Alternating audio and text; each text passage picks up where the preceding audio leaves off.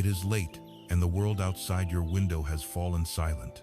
The house is still, the rhythms of the day have ceased, and yet you are completely, utterly awake.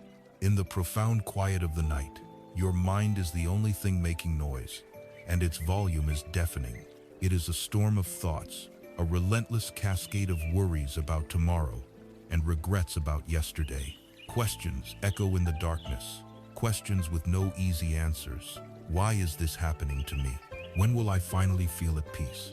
Will this feeling of being stuck, of being overwhelmed, ever end?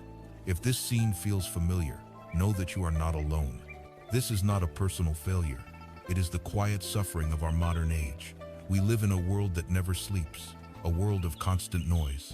It is the ping of a notification, the pressure of a deadline, the endless scroll of curated lives that seem so much happier than our own. We are constantly pulled outward, away from our own center, chasing things we are told will make us happy, only to find ourselves more exhausted, more disconnected than before. We are caught in a current, struggling to keep our heads above water, and we have forgotten what solid ground feels like. But there is another way. There exists an ancient path, a quiet invitation to turn your attention inward, not as an escape from the world, but as a way to engage with it more deeply, more peacefully. This path is offered by the wisdom of Zen Buddhism, not as a religion to be adopted, but as a lens through which to see your own life more clearly. It provides a map to the inner landscape of your own mind, helping you to understand the subtle laws that govern your experience, the laws of cause and effect, which we call karma, and the profound web of interconnection that binds everything together. It is a path that begins not with a difficult doctrine, but with a simple, liberating truth, a truth that holds the key to the peace you seek. It is the quiet whisper that can calm the storm within your mind, the gentle realization that everything, from the deepest sorrow to the most fleeting joy, is like a river, flowing, changing, and eventually passing by. Our journey begins not by looking away from discomfort, but by looking directly into it, with a gentle and courageous curiosity. It begins with a single, profound word from the ancient Pali language, a word that is the very cornerstone of the Buddha's teaching. That word is dukkha. When we translate dukkha into English, we often use the word suffering, but this single word is like a small boat trying to carry a vast cargo. It is incomplete. Dukkha is indeed suffering, but it is also much more. It is the subtle, pervasive feeling of unsatisfactoriness that hums in the background of our lives. It is the inherent stress of a life that is never quite stable, never completely secure. It is the friction we feel when our desires rub against the unyielding nature of reality. It is that quiet, persistent sense that something is missing, something is not quite right. To understand dukkha is the first noble truth, the first great discovery on the path to inner peace. And this is crucial. This is not a pessimistic statement. It is not a declaration that life is miserable and without hope. Far from it. It is an act of supreme realism and compassion. It is the diagnosis of a wise and gentle physician who, before offering a cure, must first name the illness clearly and without fear. To refuse to look at dukkha is like trying to heal a wound by covering it with a bandage and pretending it isn't there. The healing can only begin when we have the courage to lift the bandage, to look at the wound as it is, and to understand its nature.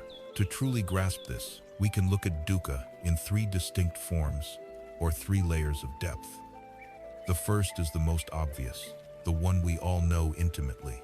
It is called dukkha, the suffering of painful experiences. This is the raw pain of life. It is the throbbing of a migraine, the sharp grief that comes with the loss of a loved one, the cold anxiety of losing a job, the sting of betrayal, the frustration of being stuck in traffic when you are already late. It is the pain of an aging body, of sickness, and of our own mortality. This form of suffering is unavoidable. It is a fundamental part of the human condition, a shared experience that connects us all. No amount of wealth, power, or success can build a wall high enough to keep out these experiences. They are the inevitable realities of a life lived in a physical body, in a world of constant interaction and change. To deny this is to deny a part of our own humanity. This is the first arrow, which we will speak of more later. It is the initial impact, the event itself, the raw data of a painful experience. The second form of dukkha is more subtle and perhaps even more pervasive. It is called viparinama dukkha, the suffering caused by change. This is a truly profound insight because it points to the suffering hidden within our happiness. It sounds like a paradox, but consider it closely. Think of a moment of perfect happiness, a beautiful sunset, a joyful celebration with friends, the thrill of achieving a long-sought goal, the deep comfort of a loving embrace. These moments are precious, they are wonderful, but attached to them, often just beneath the surface, is a quiet tension, a subtle fear. The fear that this moment will end. The beautiful sunset fades into darkness. The party is over and guests go home. The thrill of achievement subsides, and we are left wondering, what's next? The embrace must eventually loosen. The problem is not the happiness itself. The problem is our attempt to cling to it, to make it permanent in a world that is defined by impermanence. We try to grasp a fistful of water from a flowing river, and in the very act of grasping, it slips through our fingers. This creates a unique kind of anxiety. Even when things are going well, we are not fully at peace, because we are worried about the moment they will cease to go well. We suffer not because we are unhappy, but because we are afraid of losing our happiness. This resistance to the natural, ceaseless flow of life is a primary source of our inner turmoil. We want life to be a series of beautiful, static photographs, but life is a flowing, unpredictable river. The suffering of change arises every time we try to build a dam to stop its current. Now we arrive at the third, and most subtle, form of dukkha. It is called sankhara dukkha, the suffering of conditioned existence. This is the deep background hum of dissatisfaction that is woven into the very fabric of our being. It is a fundamental unease that exists simply because we exist as a separate self in a conditioned world. What does conditioned mean? It simply means that everything arises from causes and conditions. A tree is conditioned by the seed, the soil, the rain, the sun. It has no independent, separate existence. In the same way, what we call ourself is also a conditioned phenomenon. It is a temporary assembly of a physical body, of feelings, perceptions, thoughts, and consciousness. All of these components are constantly changing, constantly in flux. There is no solid, permanent, unchanging me at the center of it all.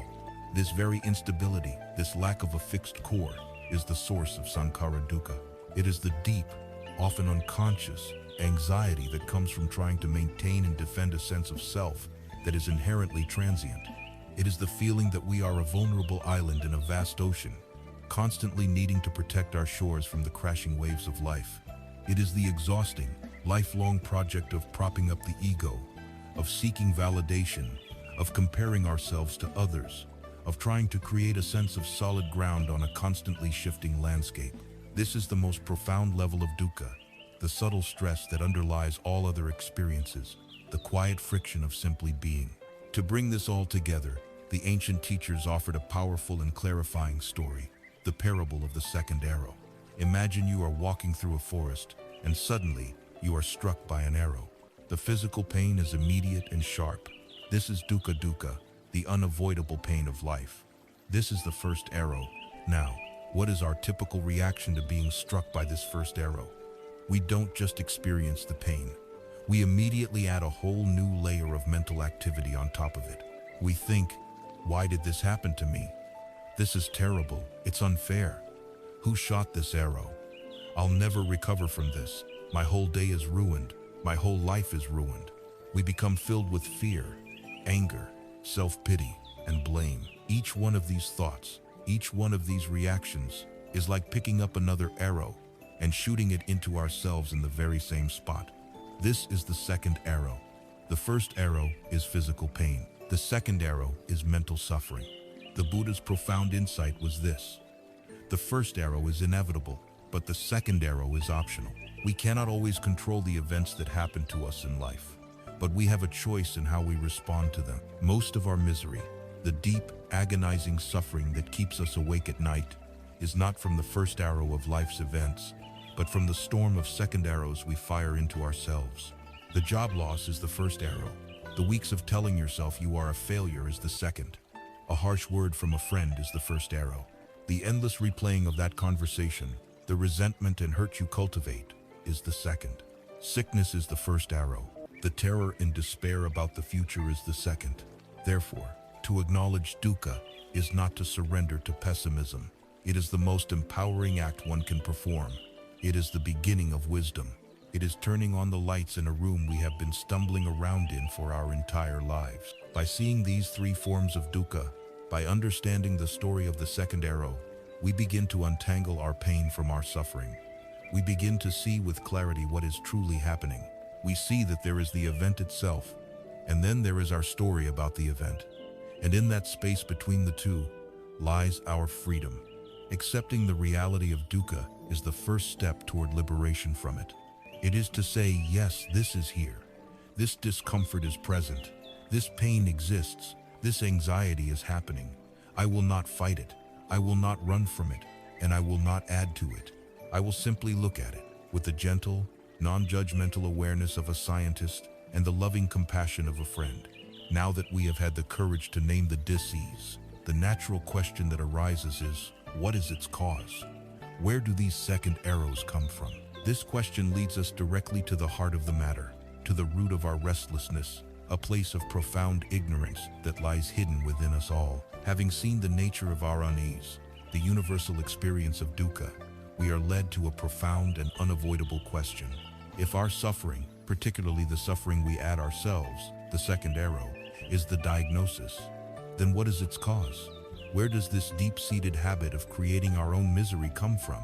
The ancient teachings offer an answer that is both startlingly simple and deeply profound. The ultimate root of our anxiety, the very source from which the second arrows are forged, is a state of being known as avidya. In English, we often translate this as ignorance. But just as suffering falls short of capturing dukkha, ignorance fails to capture the full meaning of avidya. This is not about a lack of intelligence, information, or education.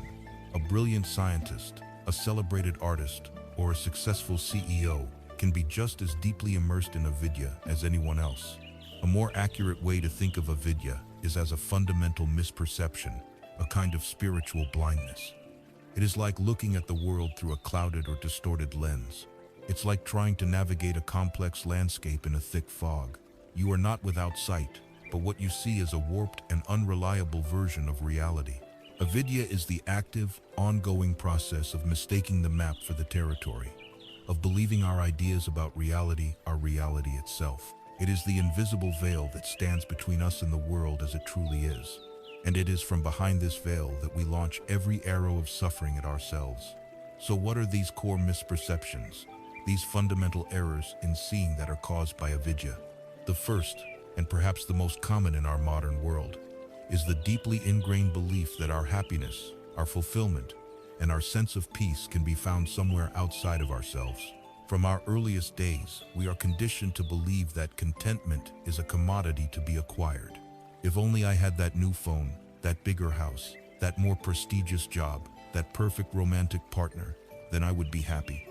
Then the feeling of dissatisfaction would finally cease. This belief keeps us on what psychologists call a hedonic treadmill.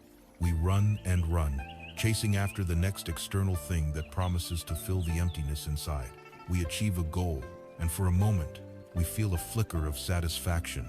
But the fog of avidya is thick, and we fail to see the transient nature of this feeling. Soon, the novelty wears off, the satisfaction fades, and the underlying hum of dukkha returns. And so, we pick a new target, a new if only, and we begin running once more. This is a game that can never be won because its very premise is flawed. It is based on the ignorant assumption that peace is something to be imported from the outside, rather than cultivated from within. The second, and more subtle, misperception of avidya is the belief in a solid, stable, and separate self.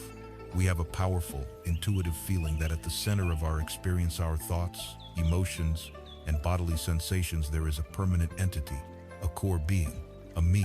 This is the ego we spend our entire lives polishing, promoting, and defending. We build walls around it. We attach labels to it. I am an American. I am a parent. I am smart. I am anxious, and we react with fear and hostility whenever this constructed self is threatened. But the wisdom that cuts through avidya reveals something radical. This solid self is an illusion. What we call the self is not a noun, but a verb. It is not a thing, but a process. Like a river, it has a name and a recognizable form, but it is made of constantly changing water, a ceaseless flow of experiences. Your body is changing with every breath. Your feelings arise and pass away like clouds in the sky.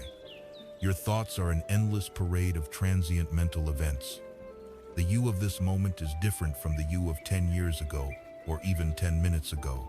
The belief in a permanent self, an unchanging ego, is a central pillar of avidya, and it is a source of immense suffering. We suffer because we are trying to nail down a shadow. We are trying to build a permanent fortress on the shifting sands of a dynamic, ever-changing process. This leads us to the third core misunderstanding born from avidya, the belief in permanence itself. We live our lives as if things are stable and lasting, when the only constant in the universe is change. This is the truth of anicca, or impermanence. Intellectually, we know this. We know that seasons change, that we grow older, that relationships evolve. But on a deeper, more visceral level, the fog of avidya makes us forget. We cling to pleasant moments, desperately wishing they would last forever. We resist unpleasant situations, believing our resistance can somehow stop the relentless flow of life. We are shocked by loss, betrayed by change, and frightened by uncertainty. This is like standing on the seashore and commanding the tide not to come in. Our suffering does not arise from the change itself, but from our futile resistance to it. We want a life of certainty and predictability, but we live in a universe that is defined by its beautiful, terrifying, and liberating impermanence. Avidya is the veil that prevents us from making peace with this fundamental truth, keeping us in a state of constant, low-grade conflict with the very nature of reality. When our vision is clouded by these fundamental misperceptions, our behavior becomes tragically predictable. From the fertile ground of avidya, two poisonous plants inevitably grow.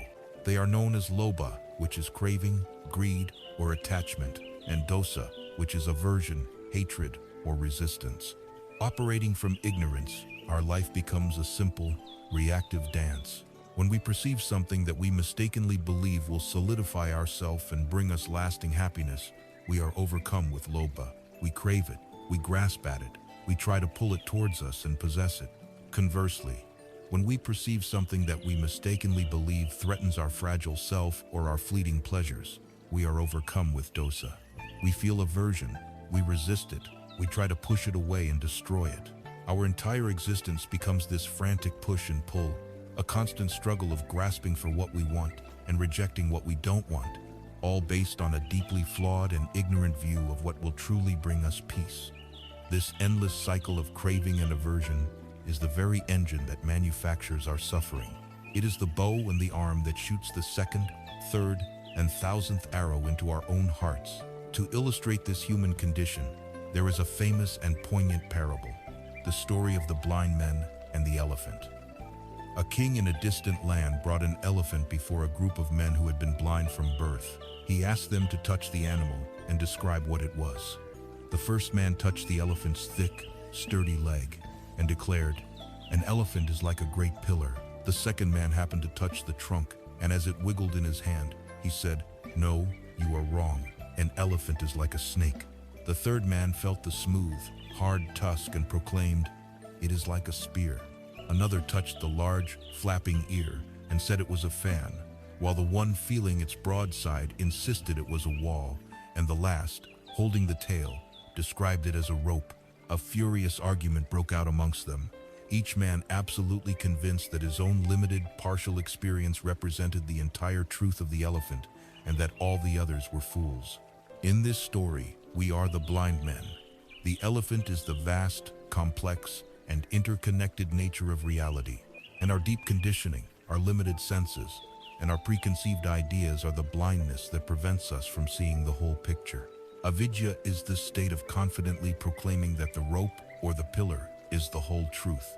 We build our entire lives, our beliefs, our identities, around our own tiny fragmented piece of the elephant, and then we suffer when we bump into all the other parts that we had refused to see.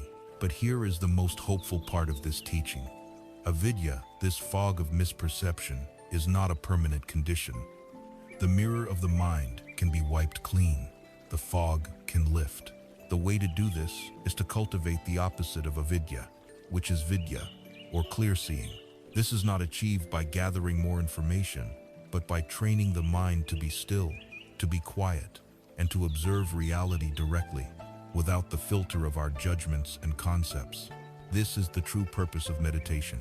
It is the practice of setting down our piece of the elephant to our ideas, our beliefs, our stories, and simply being present with what is. It is the gentle, patient work of polishing the mirror of awareness so that it can reflect reality just as it is, in all its interconnected, impermanent, and selfless glory. And as this mirror becomes clearer, we begin to see the causes of our actions and the consequences they create. We begin to understand the intricate law of cause and effect that governs our lives, a law known as karma.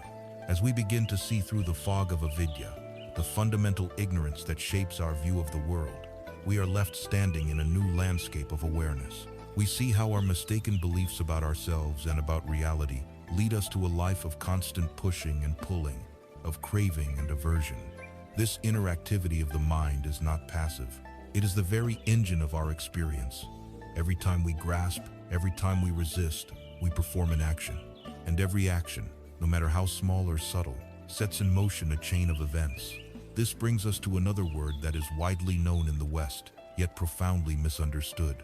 That word is karma.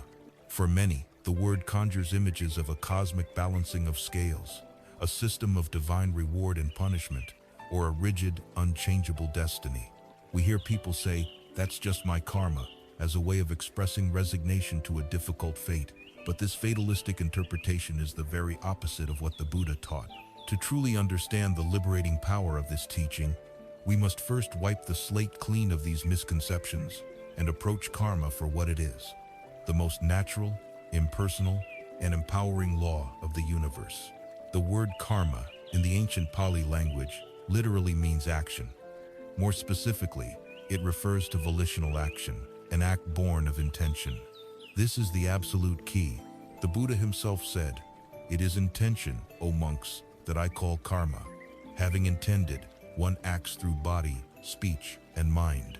This shifts the entire focus away from a mystical, external force and places it directly in the laboratory of our own hearts and minds. Karma is not something that happens to us. Karma is something we do, moment by moment by moment.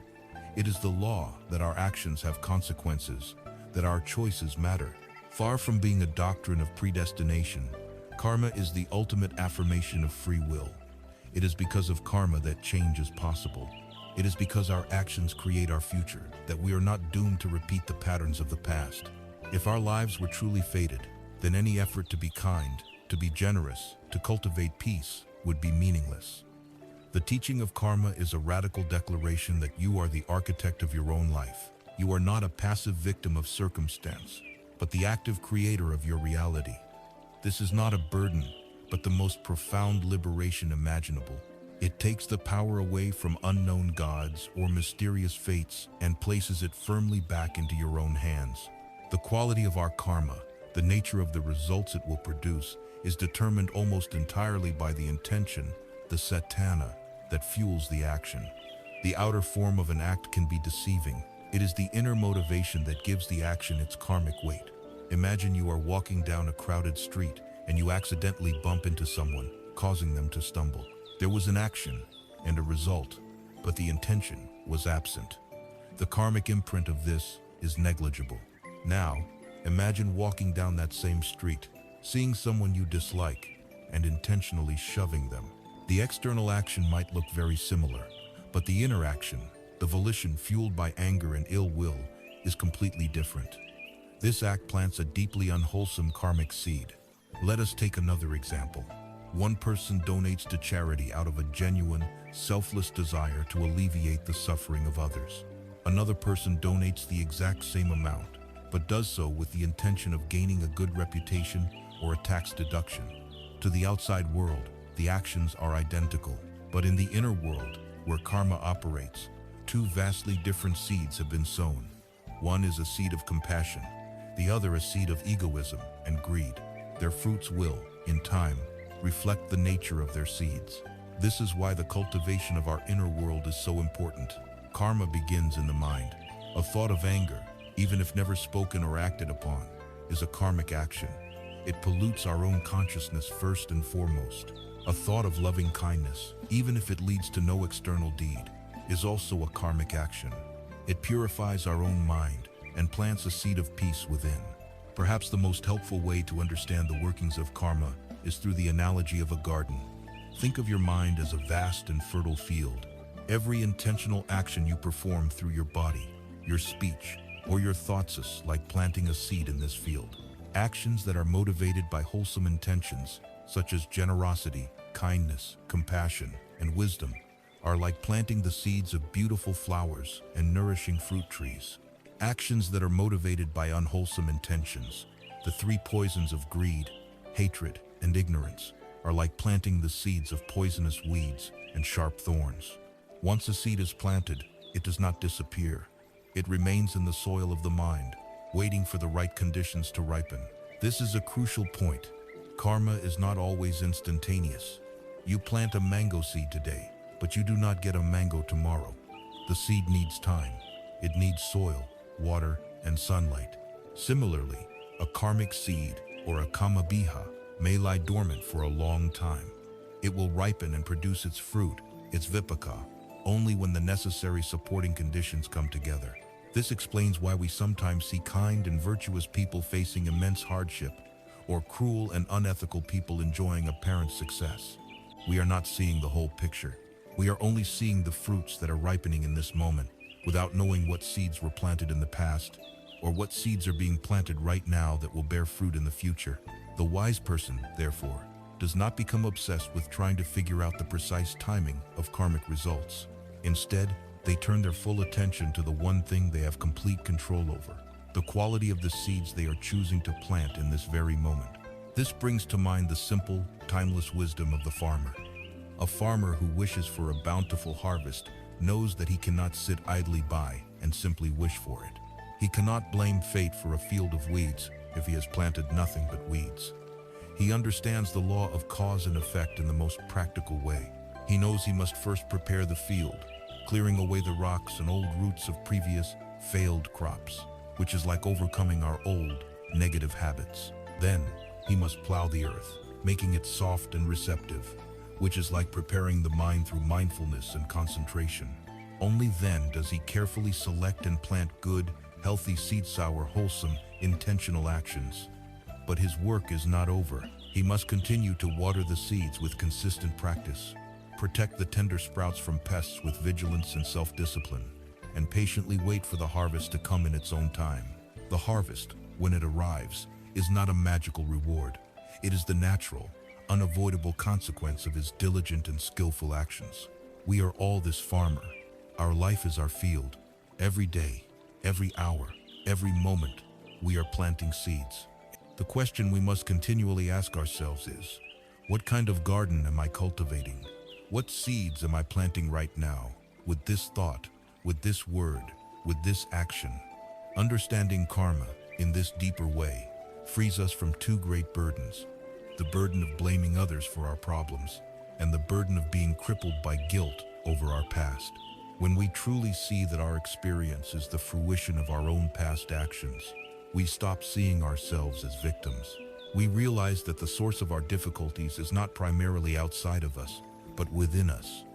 This doesn't mean we condone harmful actions from others, but we understand them within a larger causal framework. At the same time, we are freed from the trap of endless guilt. Yes, we may have planted unskillful seeds in the past. We all have. But the past is gone. We cannot unplant a seed. What we can do, right now, is to stop watering the weeds and start planting a profusion of beautiful flowers. We can change our future by changing our present. Karma is not a static ledger of debts and credits. It is a dynamic, flowing river of energy, and our intentions are the rudder that steers our vessel within it. We are constantly shaping and being shaped by this invisible river of cause and effect. This leads us to a new and even broader question. If my actions create my reality, how does my reality interact with everything else? If my life is a garden I am planting, how is it connected to the vast ecosystem in which it exists? This inquiry leads us away from the individual and toward the universal, into the profound truth of interconnectedness, the great, shimmering web of dependent origination. We have seen that our lives are shaped by the law of karma, the natural principle that our intentional actions create our experience. We are like gardeners, constantly planting seeds in the field of our own consciousness. But a garden does not exist in a vacuum. It is part of a vast, intricate ecosystem, dependent on the sun, the rain, the soil, the air, and the insects. The health of the garden affects the ecosystem, and the health of the ecosystem affects the garden. This brings us to a teaching that lies at the very heart of the Buddha's enlightenment, a vision of reality so profound that it has the power to dismantle our deepest held assumptions about ourselves and the world. This is the teaching of dependent origination, or as it is sometimes called, interconnectedness. In the ancient texts, it is expressed with a beautiful crystalline formula. When this is, that is. From the arising of this comes the arising of that. When this is not, that is not. From the ceasing of this comes the ceasing of that. Within these simple lines lies the secret to understanding the entire universe. From the formation of a galaxy to the arising of a single thought, it tells us that nothing, absolutely nothing, exists in isolation. Everything comes into being because of conditions, and everything is connected to everything else. To grasp this, let us leave aside grand, cosmic ideas and look at something very simple and ordinary. Imagine you are holding in your hand a single sheet of paper. Where did it come from? We might say it came from a store or a factory, but let us look more deeply. With the eyes of contemplation, we see that the paper is made from a tree, so the tree is inside the paper. But a tree cannot grow without sunshine. So, the light and warmth of the sun must also be in the sheet of paper. A tree also needs water to grow. So we can see a cloud floating in the sky is also here, inside this paper. And the cloud cannot exist without the ocean. The tree also needs soil, so the earth itself, with all its minerals and microorganisms, is present here. Then there is the logger, the person who cut down the tree. We can see the logger in the paper, and we can see the logger's parents, who gave birth to him. We can see the wheat in the field that became the bread that gave the logger strength for his work. We can see the baker who made the bread. We can also see the people who worked in the paper mill, the person who drove the truck to deliver the paper, and the entire chain of human commerce and connection that brought this simple object into your hands. Now, let us try to remove these things. Try to take the sunshine out of the paper. It is impossible. If the sun were not there, the tree could not grow, and the paper could not be. Try to take the logger out of the paper. Without the logger, there is no paper. Try to take the cloud, the rain, the earth out of the paper. You cannot. You find that the sheet of paper is composed entirely of non-paper elements. It has no separate, independent self. Its entire existence is a convergence of the entire cosmos. It is empty of a separate self, but it is full of everything else. The Zen master Thich Nhat Hanh coined a beautiful word for this reality: being. The paper does not simply exist, it is with the sun, the cloud, the tree, and the logger. They are all woven together in a seamless reality. If this profound truth of interbeing is true for a simple sheet of paper, it must also be true for us. We have a strong, visceral feeling of being a separate self, an individual entity contained within our skin, looking out at a world that is other. But let us apply the same contemplative gaze to ourselves. Where is this me that we feel so certain of? Look closely. You can see your mother and your father within you. Their genetic material, their habits, their love, and their struggles are present in every cell of your body and every corner of your mind. And within your parents, you can see your grandparents and their grandparents, stretching back in an unbroken chain through human history. All your ancestors are present in you, right now. Look at the food you ate for breakfast this morning. That food, which has now become part of your body and energy, came from the earth, nourished by the sun and the rain. The farmer who grew it is in you. The driver who transported it is in you. The air you are breathing at this very moment is not you, yet without it, you would cease to exist in minutes. The trees that produce this oxygen are your external lungs. The ideas and opinions you hold so dear, where did they come from? They came from your parents, your teachers, your friends, the books you've read, the culture you live in. If you remove all of these non-you elements, your ancestors, the sun, the air, the food, your culture, what is left of you? Like the sheet of paper, you will find that there is nothing left. The solid, separate self you thought you were dissolves under this examination. You are empty of a separate self, but you are full of the entire universe. You are with every person, every animal, every plant, every star in the cosmos.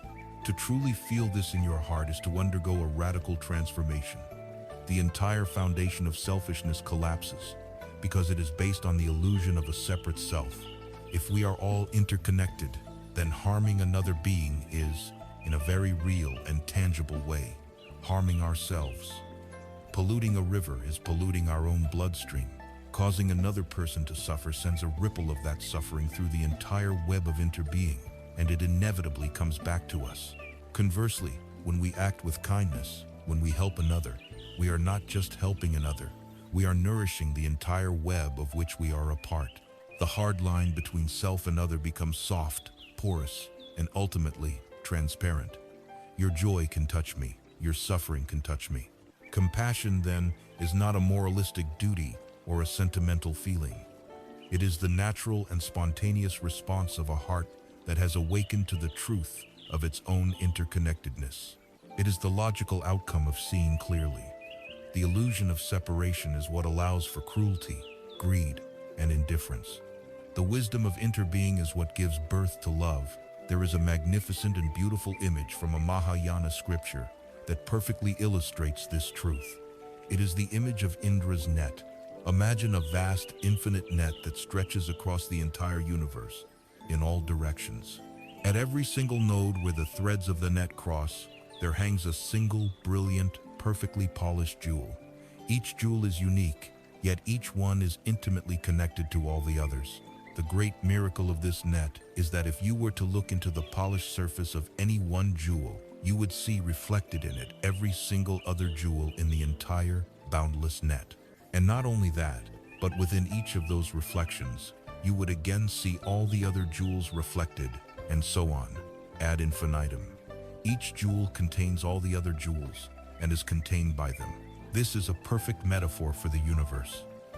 Each of us is one of these jewels. We are an individual, with a unique perspective, a unique place in the net. Yet our very substance is made of the reflections of everyone and everything else.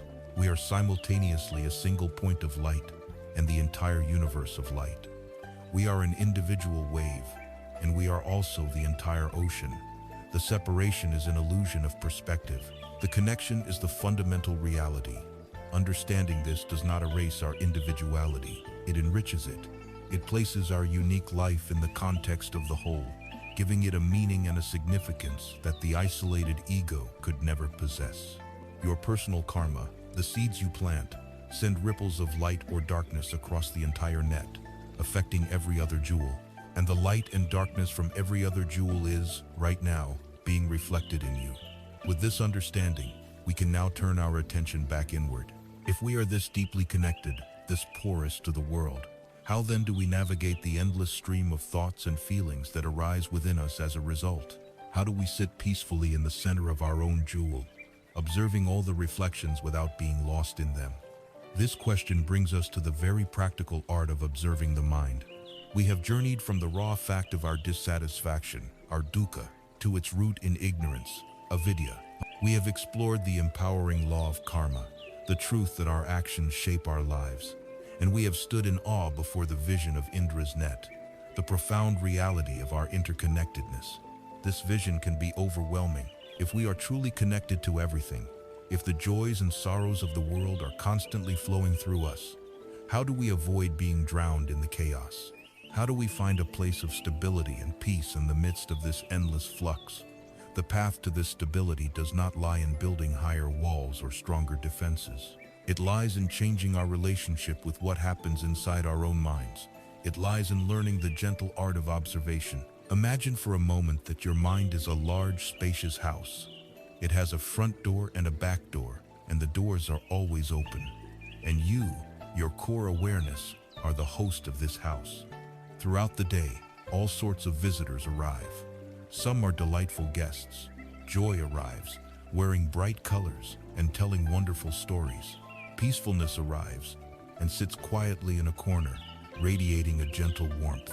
Inspiration comes, full of energy and exciting ideas. We love these guests. We serve them tea. We beg them to stay longer, and we are sad when they inevitably get up and leave through the back door. But other guests also arrive. Anger comes, stomping his muddy boots on the clean floor, shouting and slamming doors. Fear arrives, a pale and trembling guest who whispers terrible stories about the future. Grief comes, wrapped in a heavy, dark cloak, unable to speak, weeping silently. And a frequent visitor, anxiety, paces back and forth, wringing his hands, constantly checking the locks on the doors. What is our usual relationship with these guests? We panic. We try to barricade the front door to stop them from coming in. When they get in anyway, we argue with them, we wrestle with them, we try to force them out of the house. We spend all our energy fighting these unwelcome visitors. The great and tragic mistake we make, the source of so much of our exhaustion and suffering, is that we forget we are the host. We identify with the guests. When the guest called anger is in the house, we say, "I am angry." We collapse the space between our awareness and the emotion, and we become the anger itself. When the guest called sadness is visiting, we say, "I am sad," and we drown in its heavy cloak. When a fleeting, critical thought passes through, saying, "You are a failure," we believe it. We think, "I am a failure." We have given ownership of our house to a passing visitor. The practice of mindfulness, of observing the mind, is the practice of remembering that you are the host. It is the simple, yet revolutionary, act of re-establishing that space between you, the calm and steady awareness, and the endless stream of thoughts and feelings that pass through. With this practice, when anger stomps in, you can stand at the door of your awareness and say, "Ah, I see you, anger. You are a guest in my house today." The energy of anger is present. You don't have to serve it tea, but you also don't have to fight it. You simply acknowledge its presence without judgment and allow it the space to be. You treat it with a cool, respectful distance. And in being seen, in being allowed to be, the guest's power begins to fade. It may shout for a while, it may pace, but eventually, having expressed its energy, it will walk out the back door on its own. This practice of non-judgmental observation can be understood through another powerful analogy, the glass of muddy water. Our mind, in its usual, reactive state, is like a glass of water filled with fine dirt and mud, which is being constantly stirred. The mud represents our thoughts, emotions, and memories. The stirring represents our habitual reaction to them, our judging, analyzing, suppressing, and clinging. Why am I thinking this? This is a bad thought. I must get rid of it. I need to feel happy. Why do I feel so anxious? Every time we engage in this inner struggle, we are stirring the water, making it even more opaque and turbulent.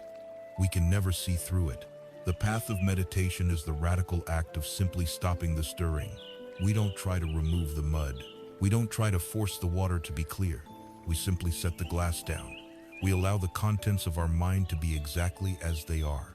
We watch the angry thoughts, the sad feelings, the anxious sensations without interfering.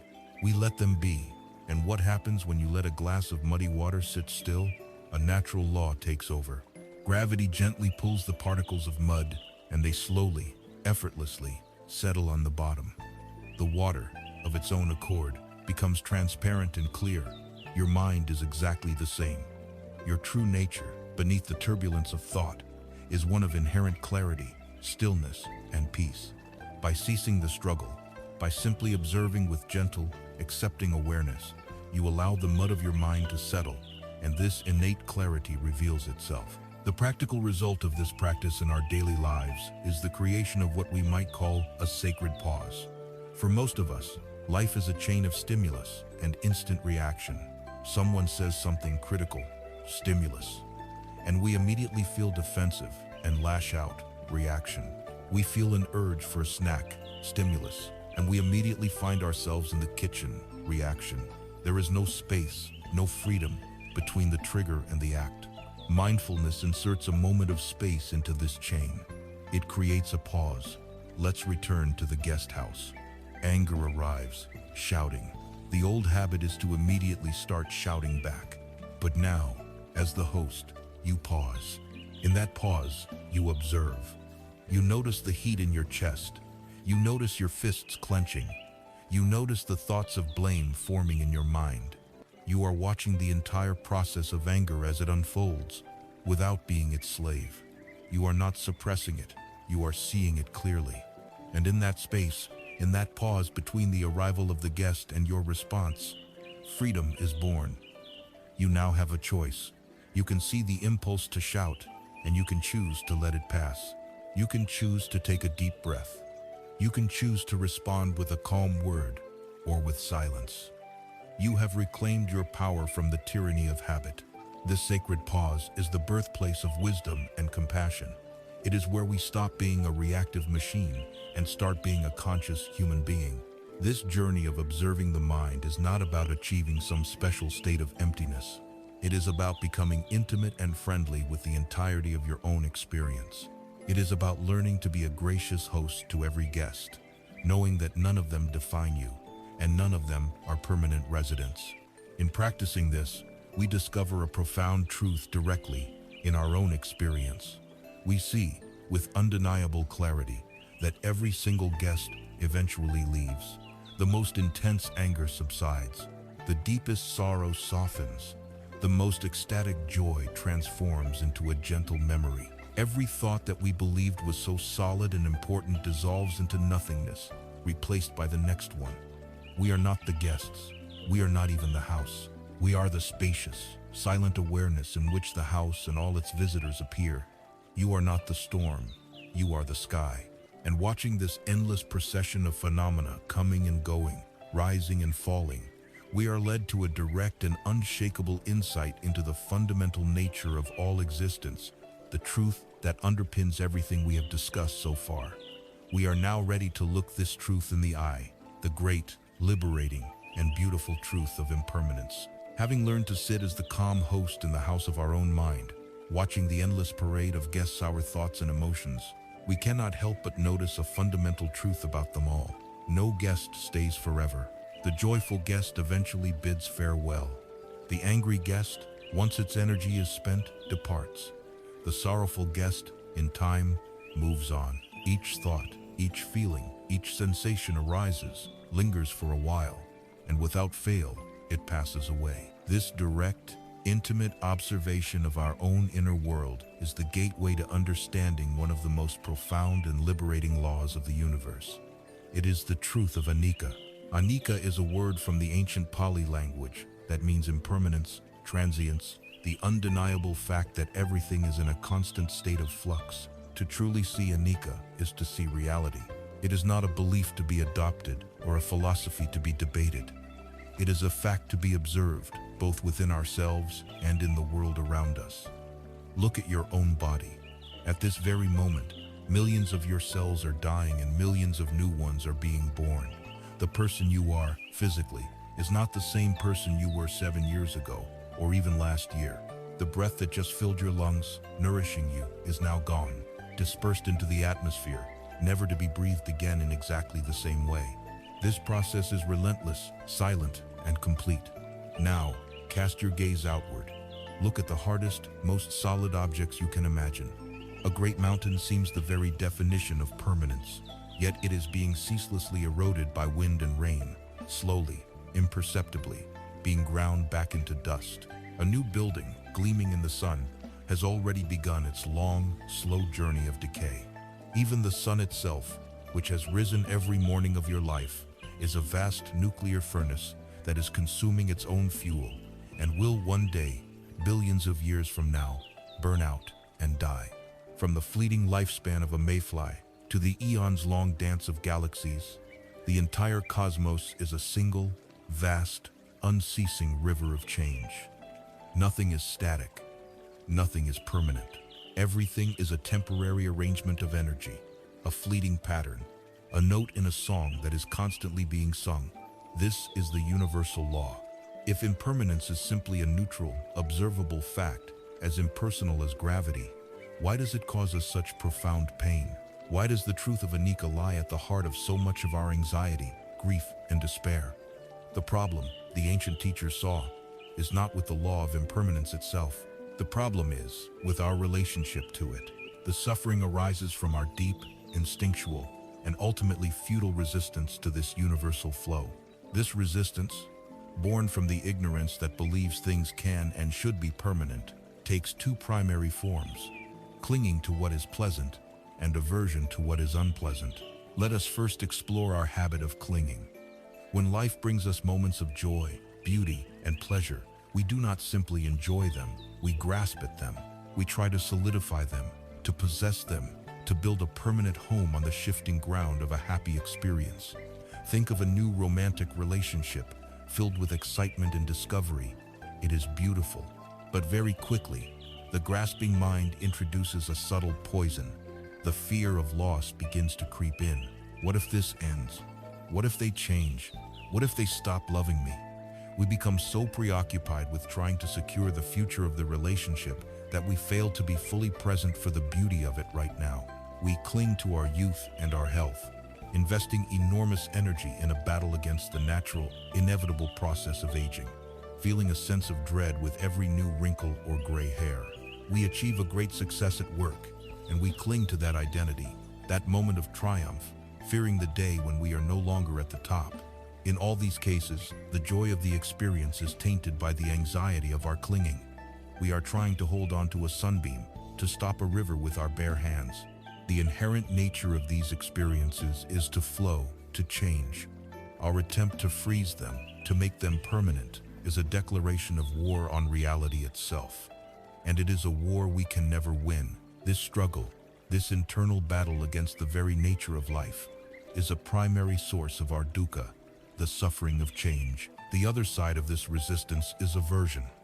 When life brings us experiences that are painful, difficult, or unpleasant, we react with a powerful urge to push them away. We want the pain to stop. Now, when we are sick, we are filled with frustration and a desperate desire for health to return. When we experience the loss of a loved one, we are engulfed by a sense of protest, a feeling that this should not be happening. When we fail at something, we are tormented by the memory, wishing we could erase it and go back in time. This aversion is more than just a simple preference for pleasure over pain. It is an active, energetic resistance to the reality of the present moment. The initial pain, the sickness, the loss, the failures, the first arrow. It hurts, but the pain is clean. Our aversion, our mental and emotional struggle against that pain, is the storm of second arrows we fire into ourselves. Our mind creates endless stories. I can't handle this. It will never end. My life is ruined. We are no longer just experiencing pain. We are now suffering from our fight against pain. This is like being caught in quicksand. Our instinct is to struggle frantically, but it is the struggle itself that pulls us under more quickly. The wisdom of anicca teaches us that the painful experience, like the pleasant one, is also impermanent. It too is a guest in the house of our mind, not a permanent resident. But our fierce resistance, our aversion, is what locks the door and keeps the guest trapped inside, turning a temporary visitor into what feels like a lifelong prisoner. We suffer so intensely not because life is painful, but because we demand that it shouldn't be. There is a story from the life of the Buddha that illustrates this truth with heartbreaking beauty and profound compassion. It is the story of a woman named Kisa Gotami. She was a young mother, and her entire world revolved around her first and only child, a beautiful baby boy. One day, the child fell ill and died. Kisa Gotami was consumed by a grief so absolute that she could not accept the truth. She refused to believe her son was gone. Clinging to the tiny, lifeless body, she went from house to house, desperately begging for medicine that could bring him back. Some people mocked her, others pitied her, but no one could help her. She was the perfect embodiment of humanity's desperate resistance to the most painful aspect of impermanence, loss. Finally, a wise man saw her profound suffering and directed her to the only person who might be able to help. He told her to go and see the Buddha. Kisa Gotami ran to the Buddha, laid her son at his feet, and explained her story, begging him for a cure. The Buddha looked at her not with pity, but with immense compassion, seeing in her personal agony the universal suffering of all beings. He did not offer her false comfort or a magical solution. Instead, he gave her a task. He said to her, "There is only one way to make the medicine you seek. You must go back into the village and bring me a single mustard seed. But there is one condition. The seed must come from a house where no one and no parent, no child, no spouse, no servant thus ever died." Kisa Gotami's heart soared with hope. A mustard seed was such a simple thing to find. She immediately set off on her quest. She went to the first house, and when she asked for a mustard seed, the family readily agreed to give her one. But when she asked her crucial question, "Has anyone ever died in this house?" the woman of the house looked at her sadly and replied, "I have lost my husband." Kisa Gotami could not take the seed. She went to the next house, and the next, and the next. The story was always the same. Every family was happy to give her a mustard seed, but every family had been touched by death. One had lost a child, another, a mother, another, a brother. A man told her, "The living are few, but the dead are many. Do not remind us of our deepest grief." As the day wore on and the sun began to set, Kisa Gotami sat by the side of the road, weary and empty-handed. She looked at the flickering lights of the village, appearing and disappearing in the twilight. And in that moment, a profound realization dawned upon her. Her suffering, which she had felt was so unique and so personal, was in fact the shared experience of all humanity. Death was not a punishment that had been unfairly visited upon her. It was a universal law, woven into the very fabric of existence. Every embrace carries the seed of a future farewell. Every life carries the certainty of its own end. Her deep, personal grief began to dissolve and expand, transforming into a vast, impersonal compassion for all living beings who must share in this same beautiful, heartbreaking reality. She understood. She returned to the Buddha, not with the mustard seed, but with a heart that had finally made peace with the law of anicca. This story reveals that accepting impermanence is not a cold, intellectual exercise. It is a profound opening of the heart, and it is not a pessimistic or nihilistic philosophy. In fact, the truth of anicca is the very source of all beauty, hope, and meaning in our lives. Without impermanence, nothing could grow. A seed would remain a hard, lifeless seed for eternity. A child would never take their first step. We could never learn from our mistakes, never evolve, never heal from our wounds. Life would be a static, frozen, and ultimately meaningless tableau. Think of a piece of music. Its beauty is created by the flow of notes, each one arising and then fading to make space for the next. If you were to freeze a single note and hold it forever, the music would be destroyed. The beauty is in the flow, in the transience.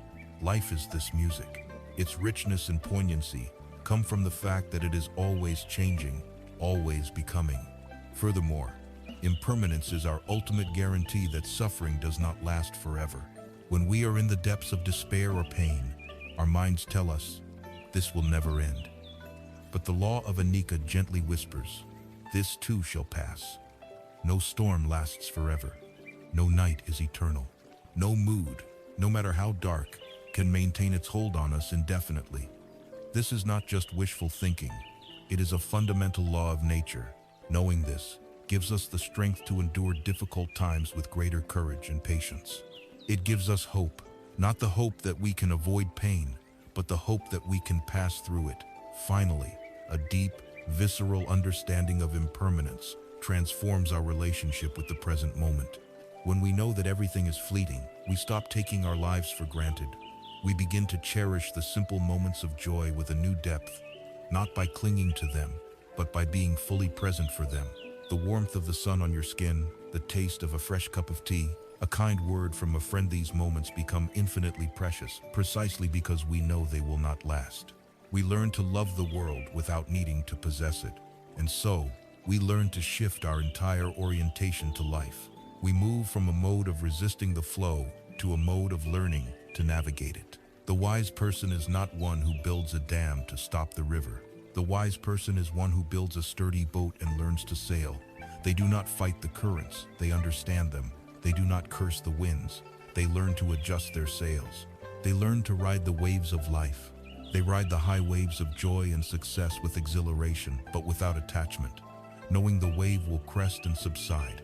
They ride the low waves of sorrow and failure with balance and courage, knowing that these troughs will also pass. They find their stability not in trying to control the uncontrollable ocean of life, but in developing the skill, balance, and wisdom to move in harmony with its ever-changing tides. This is the peace that comes from accepting anicca. It is not the peace of a stagnant pond, but the dynamic, vibrant peace of a master sailor at home in the heart of the boundless, ever-changing sea. We have stood at the edge of the great, unceasing river of anicca, the universal truth of impermanence. We have seen that the river itself is not the cause of our suffering, but rather, our frantic and exhausting struggle against its current is what causes us to drown. Now, we must look more closely at the nature of this struggle. What is the mechanism within us that resists the flow? What is the rope we use to tie ourselves to the riverbank, fighting the natural movement of life? The ancient teachings give this mechanism a name. It begins with tanha, a word that translates as thirst or craving. It is that deep, instinctual impulse that arises in response to experience. When we encounter something pleasant, a thirst arises to possess it, to pull it closer, to make it ours. When we encounter something unpleasant, a thirst arises to destroy it, to push it away, to annihilate it. This initial thirst, this reactive impulse, is the seed of our struggle. When this thirst is watered by our ignorance and given the energy of our attention, it grows and strengthens into something more powerful and more deeply rooted. It becomes upadana. This word is often translated as clinging or attachment, but its literal meaning is fuel. It is the fuel that feeds the fires of our suffering. If tanha is the initial spark of desire, upadana is the steady, consuming flame that it becomes. It is the clenched fist that refuses to let go. It is this clinging, this desperate grasping at things in a world where everything is slipping through our fingers. That is the direct and immediate cause of our deepest anxieties.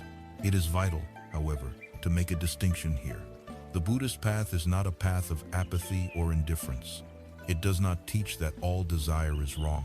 There is a wholesome kind of desire, called chanda, which is simply the intention or aspiration to act. The desire to eat a healthy meal, the desire to create a beautiful piece of art, the desire to help a friend in need. These are forms of chanda.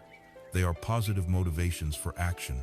The problem arises when chanda sours into tanha, the anxious craving, and solidifies into upadana, the possessive clinging. It is the difference between enjoying a meal and being consumed with anger when it isn't perfect. It is the difference between loving a person and needing that person to act in a certain way to validate your own existence. Chanda is the gentle wind in our sails. Upadana is the anchor we drag along the ocean floor. The teachings describe 4 primary fields where this clinging takes root, 4 main ways we fuel our own suffering. The first is the most familiar, kama upadana, clinging to the pleasures of the 5 senses. We live in a world that is a constant symphony of sights, sounds, smells, tastes, and physical sensations. Our modern culture, more than any before it, is built on the promise that happiness can be found by maximizing pleasant sensory input. We become attached to the taste of certain foods, the feeling of luxurious fabrics, the sight of an attractive body, the sound of our favorite music. We spend our lives restlessly chasing these fleeting pleasures, believing that the next one will finally bring lasting satisfaction. This is the logic of addiction. The pleasure itself is not the problem. The problem is the clinging, the compulsive need for more, the desperate chase that leaves us feeling empty and perpetually hungry. We are like someone trying to quench a deep thirst by drinking salt water. The more we drink, the thirstier we become. This relentless pursuit of sensory gratification, fueled by kama upadana, creates a restless, agitated mind that can never find a moment of true peace. The second field of clinging is more subtle, but its effects are just as, if not more, devastating. It is ditthi upadana, clinging to views, opinions, and beliefs. We humans are meaning-making creatures. We construct elaborate systems of thought, political ideologies, religious doctrines, philosophical positions, scientific theories, or simply our personal opinions about how the world should be, and we attach our very sense of identity to them. We become a liberal, a conservative, a Christian, an atheist, a capitalist, a socialist. When our cherished view is challenged, we do not experience it as a simple disagreement about ideas. We experience it as a personal attack, a threat to our very being. This is because we have clung to the view as a part of me. This form of clinging is the source of almost all human conflict. It is what fuels arguments within families, divisions within communities, and wars between nations. It is the closed-minded dogmatism that prevents us from truly listening to another person. Our clinging to being right becomes more important than our desire to be at peace or to be in connection with others. We build a prison for ourselves out of our own certainties, and then we suffer within its walls, wondering why the world refuses to conform to our rigid expectations. The third form is Silabata Upadana, clinging to rites, rituals, and rules. In the Buddhist time, this referred specifically to the belief held by some that the meticulous performance of certain religious ceremonies or ascetic practices would, in and of itself, guarantee enlightenment. It is the attachment to the outer form of a practice while missing its inner essence. We can see this kind of clinging all around us today, even in non-religious contexts. It is the person who follows a diet plan with rigid, fanatical devotion, but has no connection to the actual needs of their body.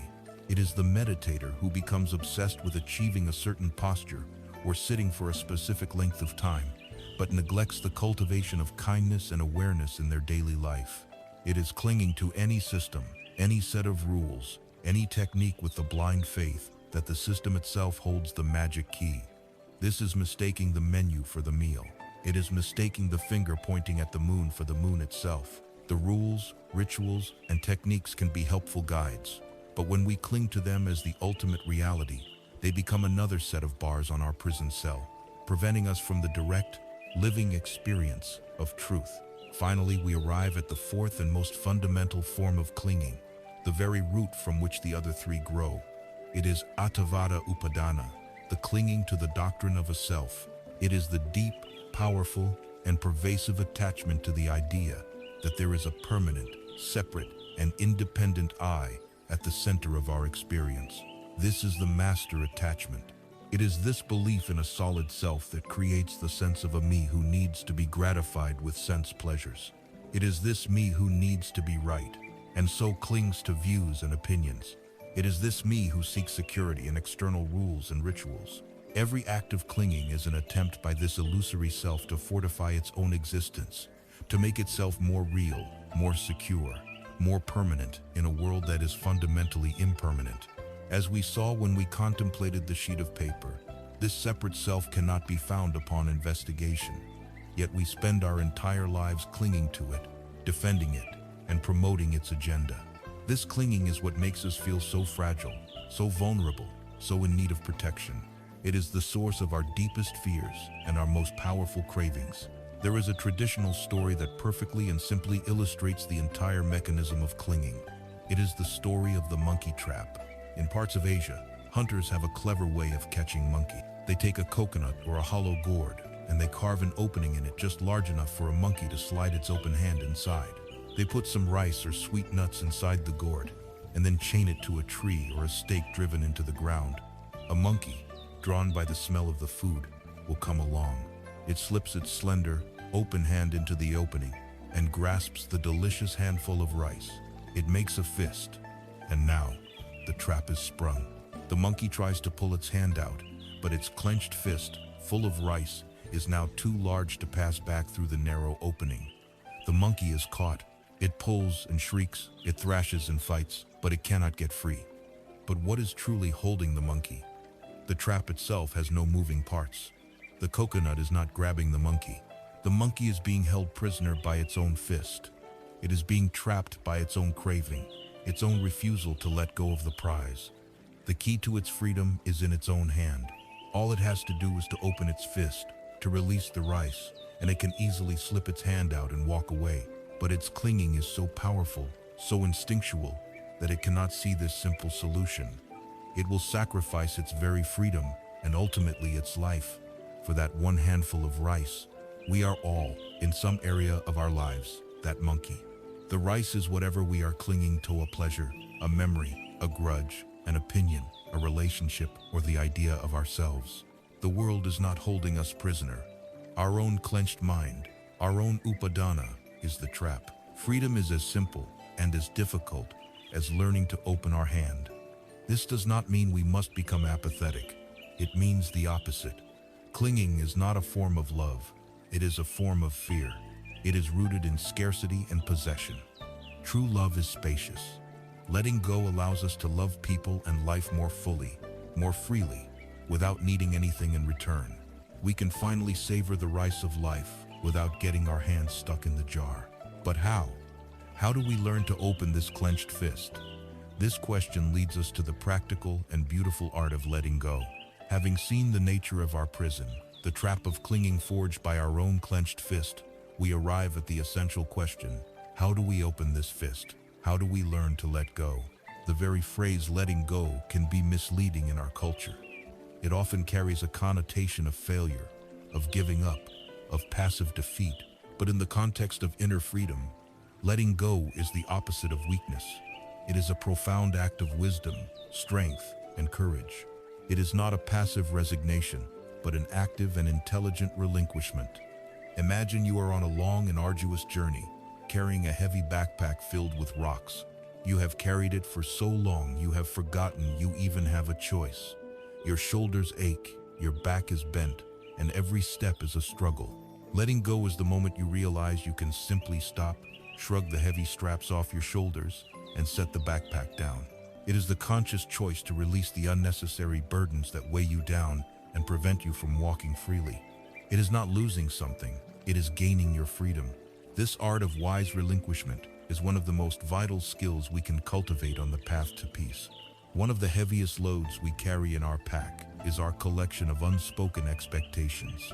We move through the world with a detailed mental blueprint of how things should be, and we suffer immensely whenever reality fails to conform to our design. We have a blueprint for other people. We expect our partners to understand us without our having to speak, our friends to always be available, our children to follow the path we envision for them. We want others to be a reliable source of our own happiness and security. But other people are not characters in our play.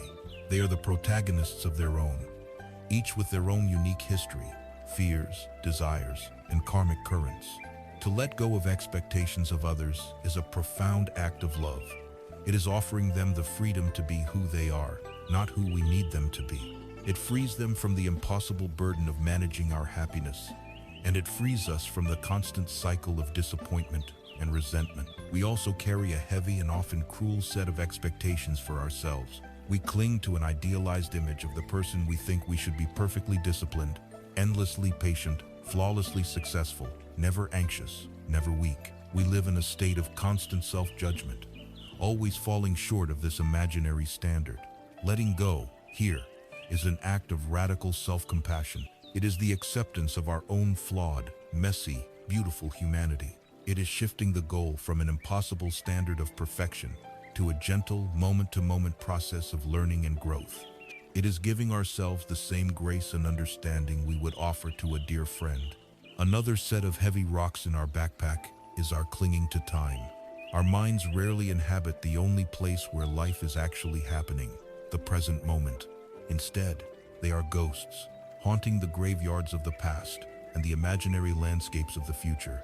We are weighed down by the past. We carry bags filled with old regrets, replaying mistakes over and over in our minds. We nurture ancient grudges and resentments, keeping the wounds fresh by continually picking at the scabs. We are haunted by the ghosts of what if and if only. To let go of the past does not mean to forget it or to pretend it didn't happen. It means to learn its lessons, to feel its grief, and then to release our emotional charge around it. It is the act of forgiveness, both for others and, most importantly, for ourselves. It is the understanding that we did the best we could with the awareness we had at the time. It is the conscious choice to put down the heavy bag of history so that we can have our hands free to engage with the gift of the present. At the same time, we are shackled by our anxieties about the future. We project our fears onto a canvas that does not yet exist, creating elaborate and terrifying scenarios, and then suffering from them as if they were real. We exhaust ourselves by trying to control every variable, to secure every outcome. To let go of the future is not to stop planning or acting with wisdom. It is to release our attachment to the results of our actions. It is to do our best in this moment and to cultivate a trust in our ability to meet the next moment when it arrives. It is to recognize that 99% of the things we worry about never happen, yet we have paid the full price of their suffering in advance. Perhaps the most subtle and profound act of letting go is the relinquishment of our tight grip on our own identity. We carry around a story of me, a carefully constructed narrative built from our memories, our roles, our accomplishments, and our wounds. I am a doctor. I am a mother. I am a survivor. I am an anxious person. We cling to these labels as if they were solid and real, a fixed definition of who we are. But this story is just that, a story. It is not the living, breathing, ever-changing process that is you. To let go of the self is not to become a non-entity. It is to hold the story of me more lightly. It is to see it for what it is, a useful convention, but not your ultimate reality. When you are no longer clinging to a fixed identity, you are no longer so easily threatened. Criticism from others doesn't land with the same force because it is just a comment on a story, not an attack on your essential being. Failure is no longer a devastating verdict on your self-worth, but simply an experience, an outcome, a lesson. Letting go of this constructed self is like taking off a heavy, restrictive suit of armor. You may feel vulnerable at first, but you soon discover a lightness, a flexibility, and a freedom of movement you never knew was possible. There is a classic Zen story that beautifully illustrates this art of letting go. Two monks, one senior and one junior, were traveling together on a long pilgrimage. They came to a river that was swollen and turbulent from recent rains. On the riverbank stood a beautiful young woman in a fine silk kimono, hesitating and clearly frightened to cross. The monk's vows were strict. They were forbidden from touching a woman. The younger monk, seeing the situation, was flustered. He stood awkwardly, averting his gaze, unsure of what to do. The older monk, however, assessed the situation without a word. He walked over to the woman, bent down, and gestured for her to climb onto his back. He then lifted her with ease, waded purposefully through the strong current, and gently set her down on the other side. She thanked him profusely, and he simply bowed and continued on his journey. The younger monk, speechless and aghast, hurried to catch up. For the next several hours, as they walked on in silence, the younger monk's mind was a storm of agitation. He was seething with judgment. How could he do that? He is our senior, yet he broke our most sacred vows. To touch a woman, to carry her so close, what a disgrace. He replayed the scene over and over, his inner turmoil growing with every step. Finally, miles down the road, he could bear it no longer. He stopped, faced his master, and burst out, "Master, I cannot understand you. How could you break your vows and carry that woman across the river?" The old monk looked at him, his eyes calm and clear, a gentle smile playing on his lips. "I put that woman down by the river hours ago," he said softly. "Why are you still carrying her?"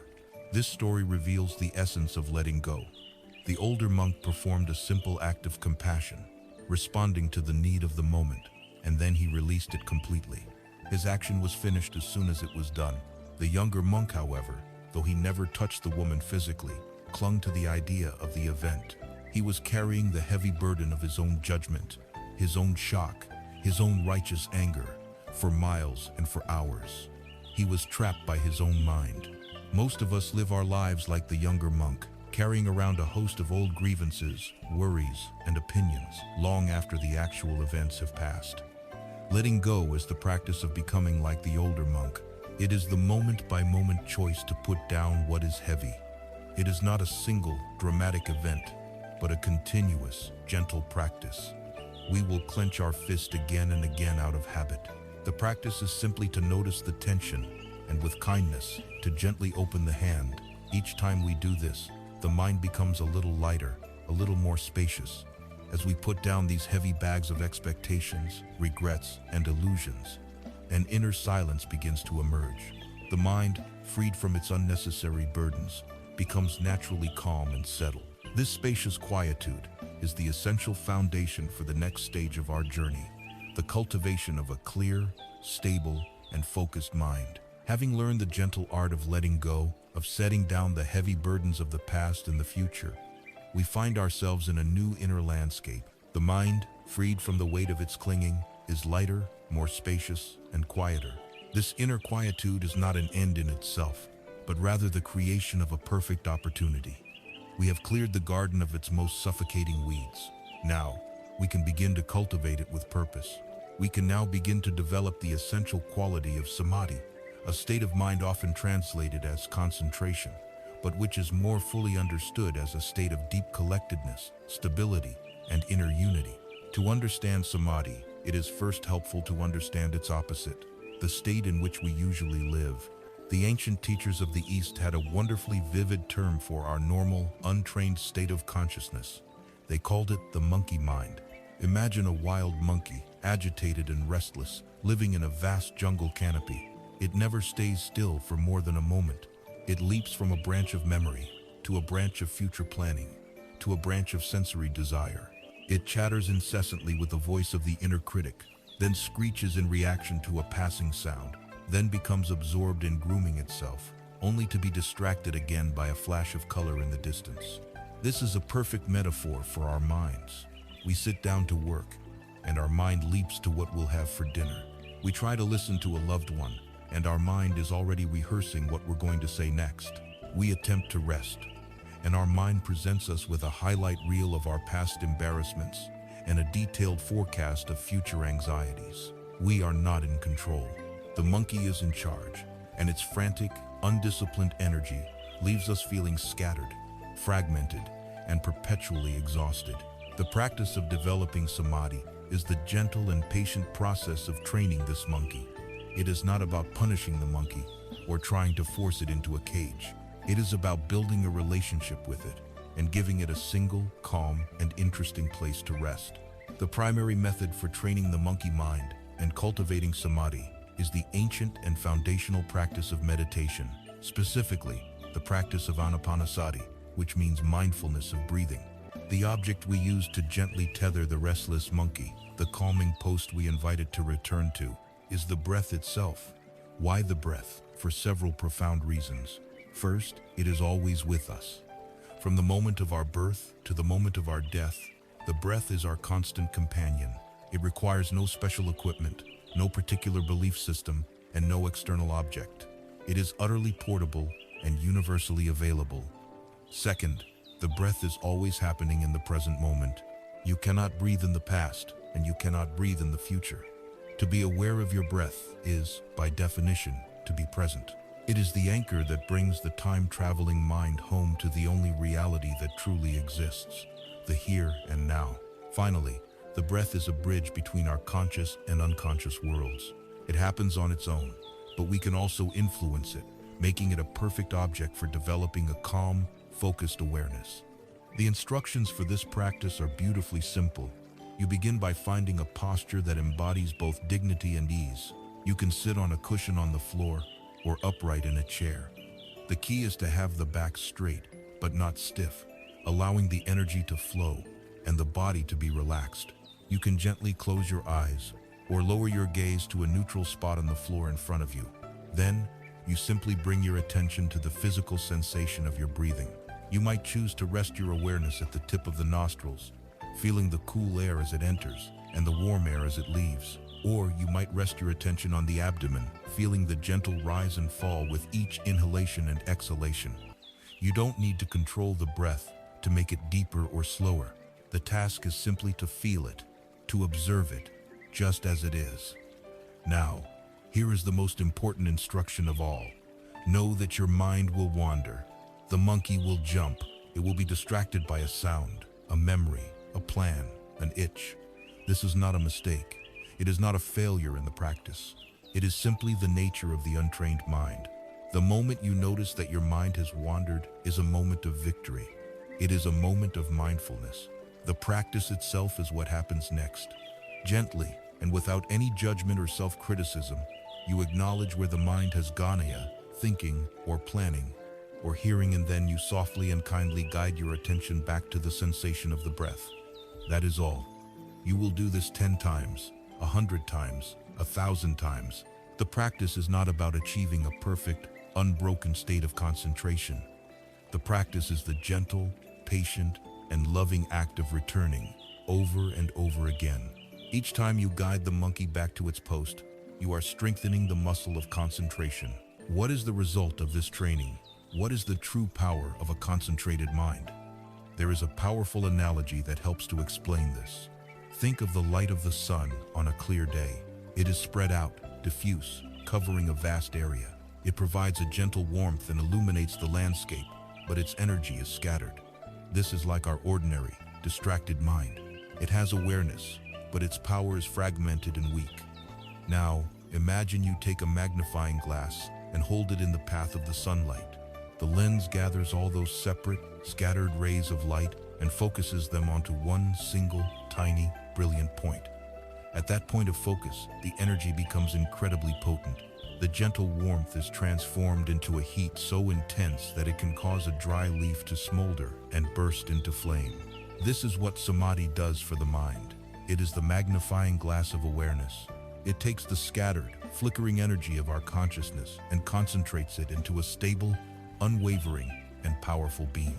A mind possessed of samadhi is not just a calm mind. It is an exceptionally potent and capable mind.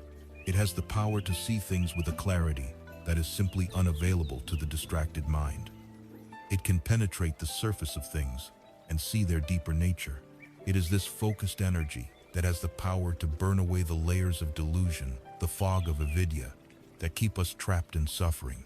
Thus, samadhi is not the final goal of the path, but rather an indispensable tool.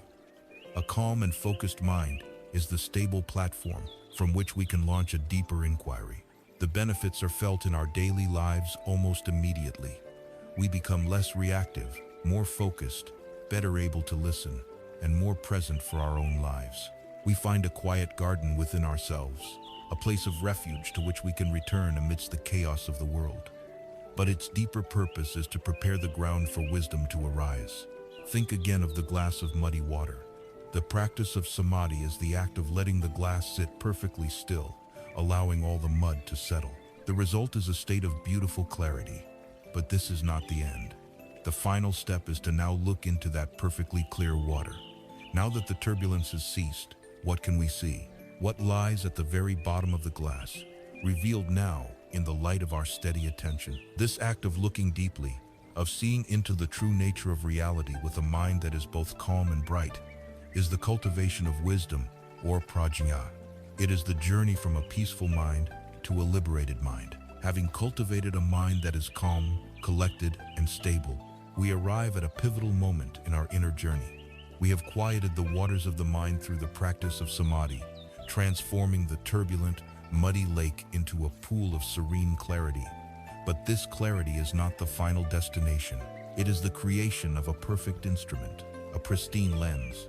The crucial question now becomes, what do we look at through this lens?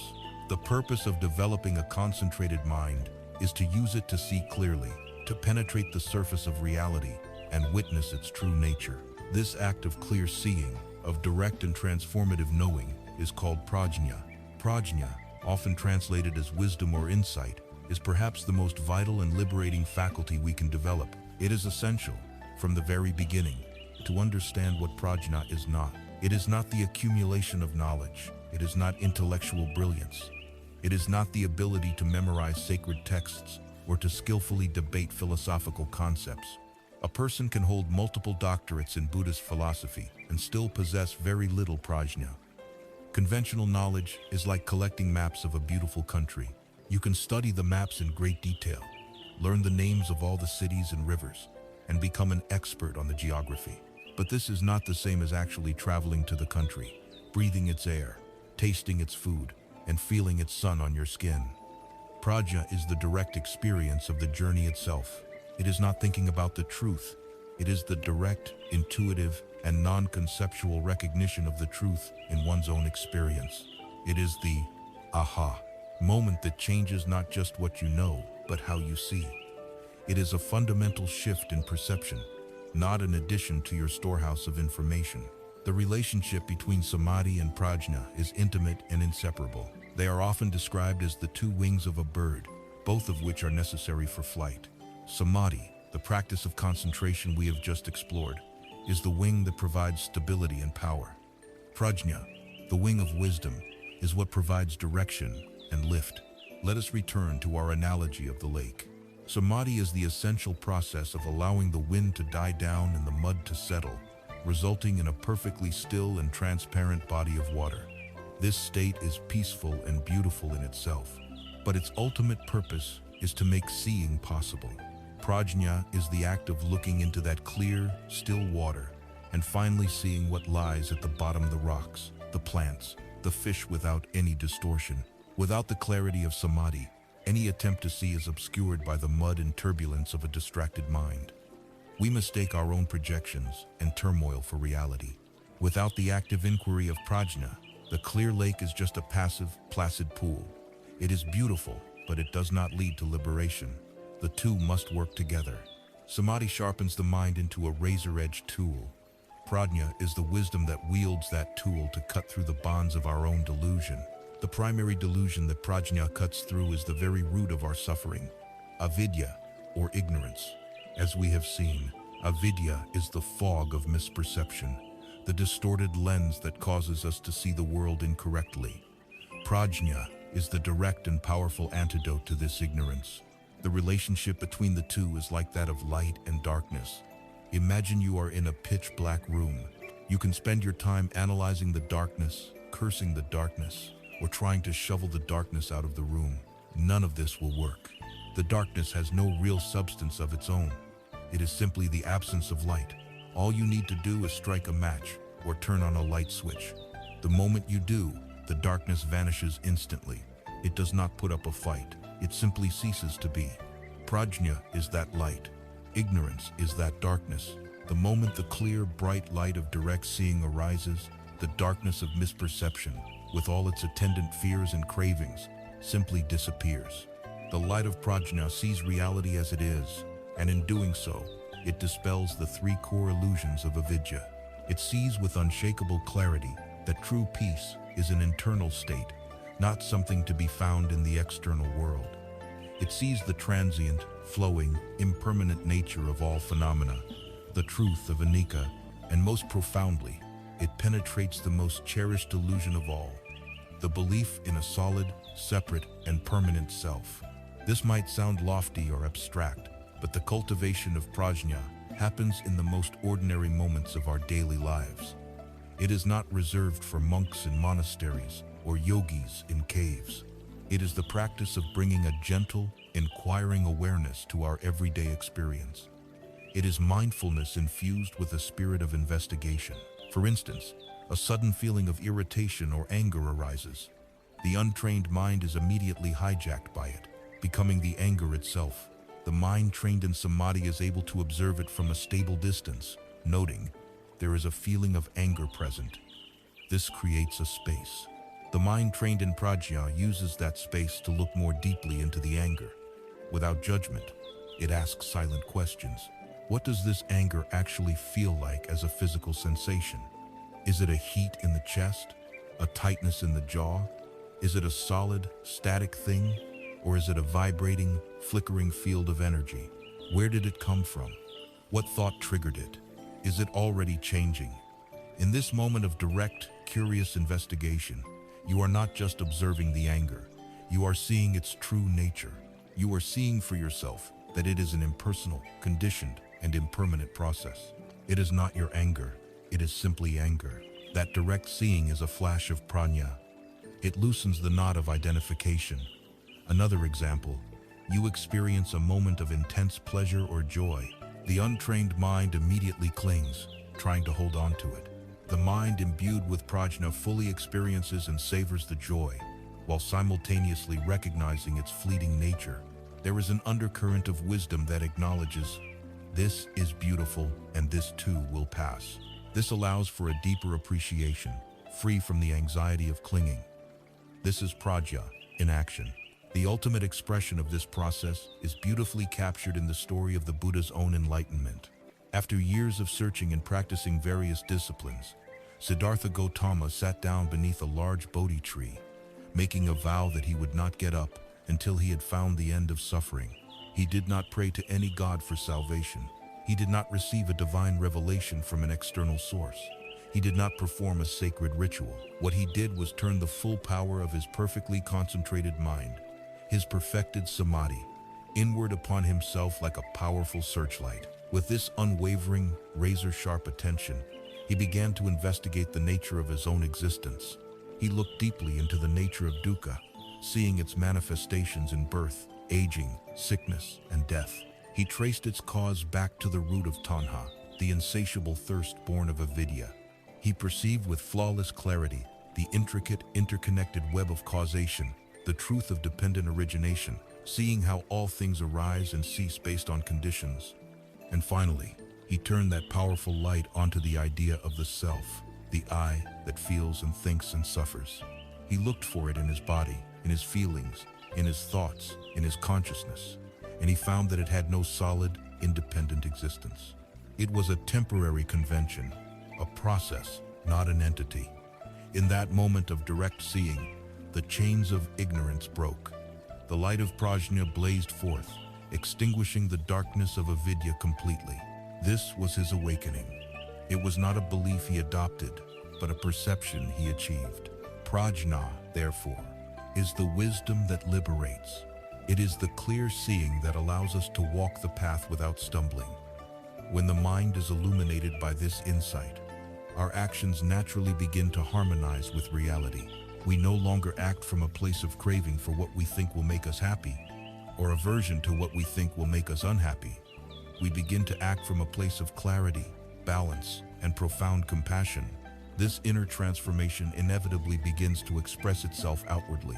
When you see the world and yourself with wisdom, how does it change the way you interact with others? It starts with the most common and powerful way we create our world, moment to moment, through the words that we speak. As the light of wisdom, of prajna, begins to dawn within the mind, it does not remain a purely internal, abstract phenomenon. True insight is not a secret to be hoarded. It naturally seeks expression. It begins to permeate our being, transforming not just how we see, but how we act. And the very first, most immediate, and most constant way that our inner world interacts with the outer world is through the gateway of our speech. Every day, we utter thousands of words. We use them to build bridges and to erect walls. We use them to soothe and to wound, to clarify and to confuse, to liberate and to imprison. Words are not mere sounds.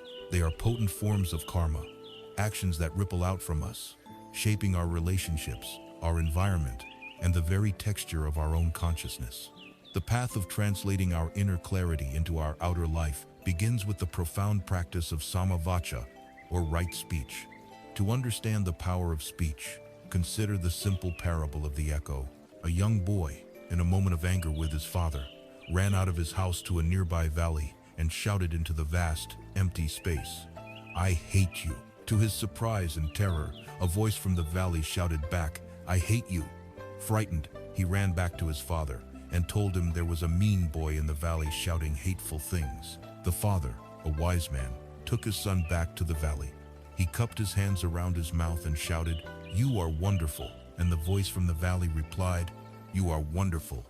The father then shouted, "I admire you." And the echo returned, "I admire you." The boy was amazed. His father turned to him and said, "Son, this is a reflection of life. The world is like an echo. The words you send out are the words you will hear back. The world you experience is the world you create with your own voice." This story reveals a fundamental truth.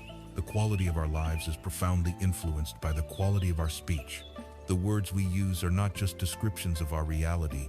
They are seeds that we plant, which will one day grow into the forest we must inhabit. A person who constantly speaks with anger and cynicism will find themselves living in a hostile and untrustworthy world. A person who cultivates speech that is kind and truthful will find that the world begins to reflect that kindness and trustworthiness back to them. The practice of right speech is the conscious, mindful cultivation of a beautiful garden instead of the careless sowing of thorns and weeds. The traditional teaching on right speech is elegantly structured around 4 key principles. These are not presented as rigid commandments from an external authority, but as wise guidelines for reducing suffering for ourselves and for others. They are four gates of mindfulness through which our words must pass. The first is to abstain from lying and falsehood. On the surface, this seems simple, but it goes much deeper than merely not telling direct untruths. It includes all forms of dishonesty, exaggeration to make ourselves seem more important, flattery to manipulate others, making promises we have no intention of keeping, and even so-called white lies, told to avoid a moment of discomfort. We must look honestly at the motivation behind our falsehoods. It is almost always rooted in fear, greed, or the desire to protect our fragile ego. We fear the consequences of the truth, so we lie. We want something, so we deceive. We feel insecure, so we embellish. Each lie, no matter how small, introduces a seed of complexity and stress into our lives. We must then remember the lie, and often tell more lies to support the first one. It creates a tangled, fragile web. Truthfulness, in contrast, is radically simple. When we commit to speaking the truth, our inner and outer worlds align. There is nothing to remember, nothing to hide. It requires courage, certainly, but it leads to a profound sense of integrity and inner peace. Trust is the bedrock of all meaningful human connection, and truth is the foundation of trust. To practice this aspect of right speech is to commit to being a person whose word is solid, whose presence is authentic. The second principle is to abstain from divisive or slanderous speech. This is speech that is intended to set one person against another. It is the act of carrying tales, of speaking ill of someone behind their back, of whispering insinuations that create suspicion and discord. It is the poison of gossip that can sour the atmosphere of a workplace, a community, or a family. Again, we must look at the motivation. Divisive speech often comes from a place of jealousy or a desire to feel superior by diminishing someone else. By creating a common enemy, we create a false sense of belonging with the person to whom we are speaking. It is a deeply unskillful attempt to bolster our own ego at the expense of another's reputation and the harmony of the group. The karmic consequence of this speech is a world filled with mistrust and broken relationships. The person who slanders others will find that they, too, are slandered. They will live in a world where they cannot be sure what is being said about them when they leave a room. The practice of right speech here is to become a force for unity. It is the active choice to speak of the good qualities of others. It is the refusal to participate in gossip. It is to use our words to build bridges of understanding, not to dig trenches of division. It is to protect the reputation of others as we would protect our own. The third gate is to abstain from harsh, abusive, or cruel speech. This is the verbal expression of our anger and ill will. It includes shouting, insulting, name-calling, mockery, and biting sarcasm used as a weapon. Harsh speech is a form of violence. While it may not leave a physical mark, it can inflict deep and lasting emotional wounds. We all carry memories of cruel words spoken to us, perhaps decades ago, that can still bring a flush of pain and shame. When we use harsh speech, we are throwing a verbal stone, and we should not be surprised when a stone is thrown back at us. It is an act that perpetuates cycles of anger and retaliation. The motivation is almost always a feeling of being hurt, frustrated, or threatened, and lashing out from that place of pain. The practice of right speech here is the cultivation of gentle speech. This does not mean we become weak, or that we can never express disagreement or speak a difficult truth. It means we learn to do so with skill and compassion. It is possible to be firm without being abusive, to be clear without being cruel.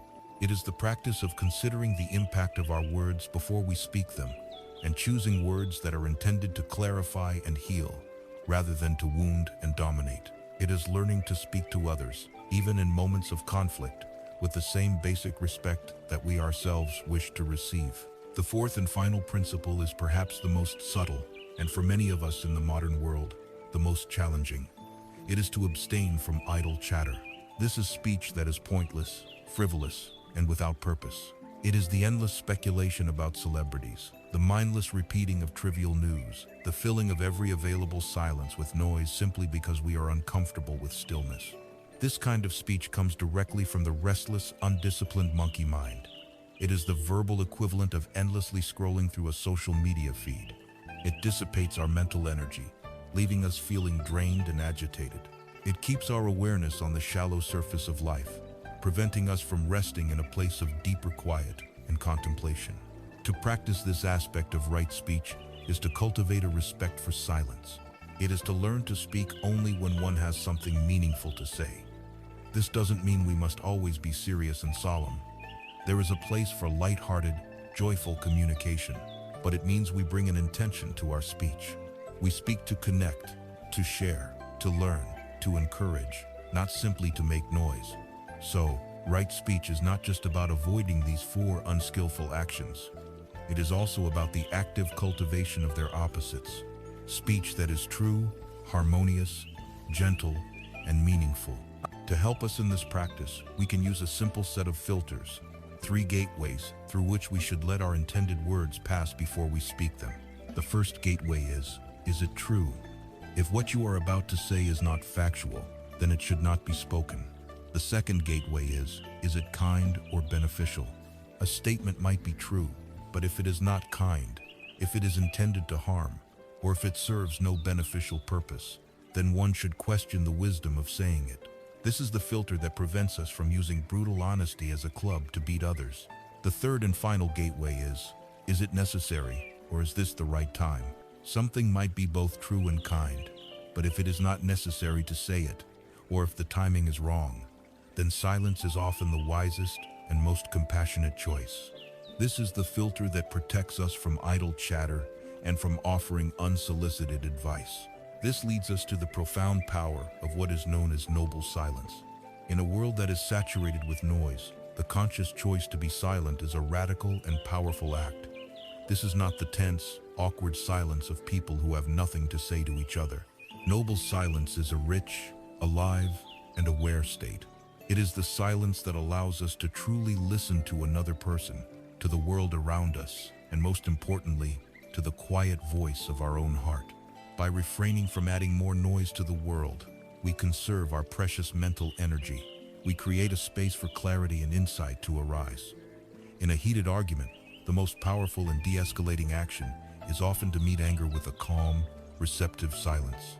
You refuse to throw more fuel on the fire. You give the other person the space to be heard, and you give yourself the space to avoid reacting from your own wounded ego.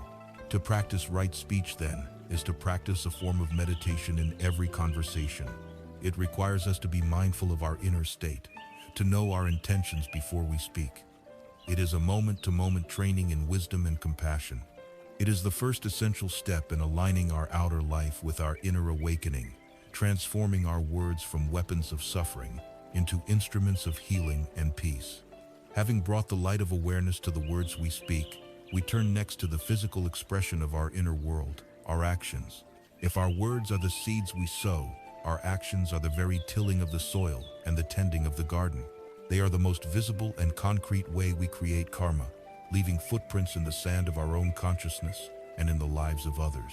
The practice of aligning our physical deeds with our deepest wisdom and compassion is known as sammakamanta, or right action.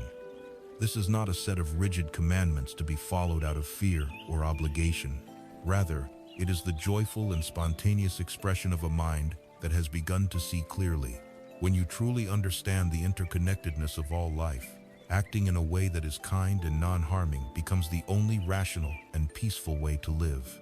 Right action flows naturally from a heart that is no longer at war with itself or the world. The traditional framework for right action is elegantly simple, based on 3 fundamental principles of compassionate conduct. The first, and the very foundation of the entire path of practice, is to abstain from the taking of life. At its most direct, this is a commitment to not intentionally kill or cause harm to other living beings. But this principle, known as ahimsa or non-harming, extends far beyond this. It is the cultivation of a profound reverence for life in all its forms. It is seeing the spark of existence in every creature, from the smallest insect to the largest mammal, and recognizing its own right to be. In a modern context, this practice can express itself as a commitment to environmental stewardship, recognizing that harming our planet is harming the home of all beings, including ourselves. It can mean making conscious choices about the products we consume, striving to minimize our support for systems that rely on violence or exploitation. But perhaps most intimately, this principle applies to our interactions with other people. While we may not physically harm them, we can engage in actions that damage their spirit, crush their enthusiasm, or kill their sense of dignity. The practice of non-harming is therefore the active cultivation of its opposite. It is the choice to protect, to nurture, to support, and to foster life and well-being wherever we can. The second principle of right action is to abstain from taking that which is not given. At its core, this is the simple precept of not stealing. It is a fundamental respect for the property and possessions of others. But like the first principle, its meaning blossoms outward into more subtle and profound domains of our lives. Taking what is not given also includes stealing someone's time by being habitually late and disrespectful of their schedule. It includes stealing someone's ideas or taking credit for their work in a professional setting. It can be seen in forms of economic exploitation, where one profits from the unfair labor of others. On a global scale, it can be seen in the unsustainable consumption of natural resources, where we take more than our share, effectively stealing from future generations. To practice this principle is to cultivate a deep integrity and a spirit of generosity. The opposite of taking is giving. The positive expression of this practice is the cultivation of dana, the joy of giving without expecting anything in return. We can give our time, our energy, our material resources, our skills, and perhaps most precious of all, our full, undivided attention. When we live from a place of generosity rather than scarcity, we discover a surprising truth. The more we give, the richer we become in what truly matters. We move from a mindset of what can I get to what can I offer. And this shift fundamentally changes our relationship with the world. The third principle is to abstain from sexual misconduct. This is perhaps the most delicate of the principles to discuss, as it touches upon one of the most powerful and intimate areas of human experience. It is crucial to understand that this is not a puritanical rejection of sexuality. It is a call for mindfulness, responsibility, and deep respect within our intimate relationships. The core of this precept is to avoid using our sexuality in any way that causes harm to ourselves or to others. This means refraining from any form of exploitation, deception, or coercion. It means honoring the commitments of trust we have made and respecting the commitments others have made. It is about recognizing that sexual energy is a powerful force that can create profound connection and joy, but can also, when handled unskillfully, create immense suffering, jealousy, and betrayal. The practice of right action in this area is to bring our full awareness and our highest ethical intentions to our intimate lives. It is to prioritize honesty, consent, and mutual well-being. It is to ensure that our actions lead to an increase of trust and kindness, not to the creation of pain and discord for ourselves, our partners, or for others who may be affected by our choices. These three principles provide a beautiful and comprehensive guide, but it is important to remember that right action is not merely a passive list of things to avoid. It is a dynamic and proactive engagement with life. It is the conscious choice in every situation to be a force for good. It is the practice of looking for opportunities, however small, to be of service. It is holding a door open for a stranger, offering your seat to someone who is tired, taking a moment to listen with your full heart to a friend who is struggling. It is the thousands of small, often unnoticed, deeds of kindness and care that, woven together, create a life of profound meaning. It is the commitment to leave every person and every situation, if possible, a little better than you found them.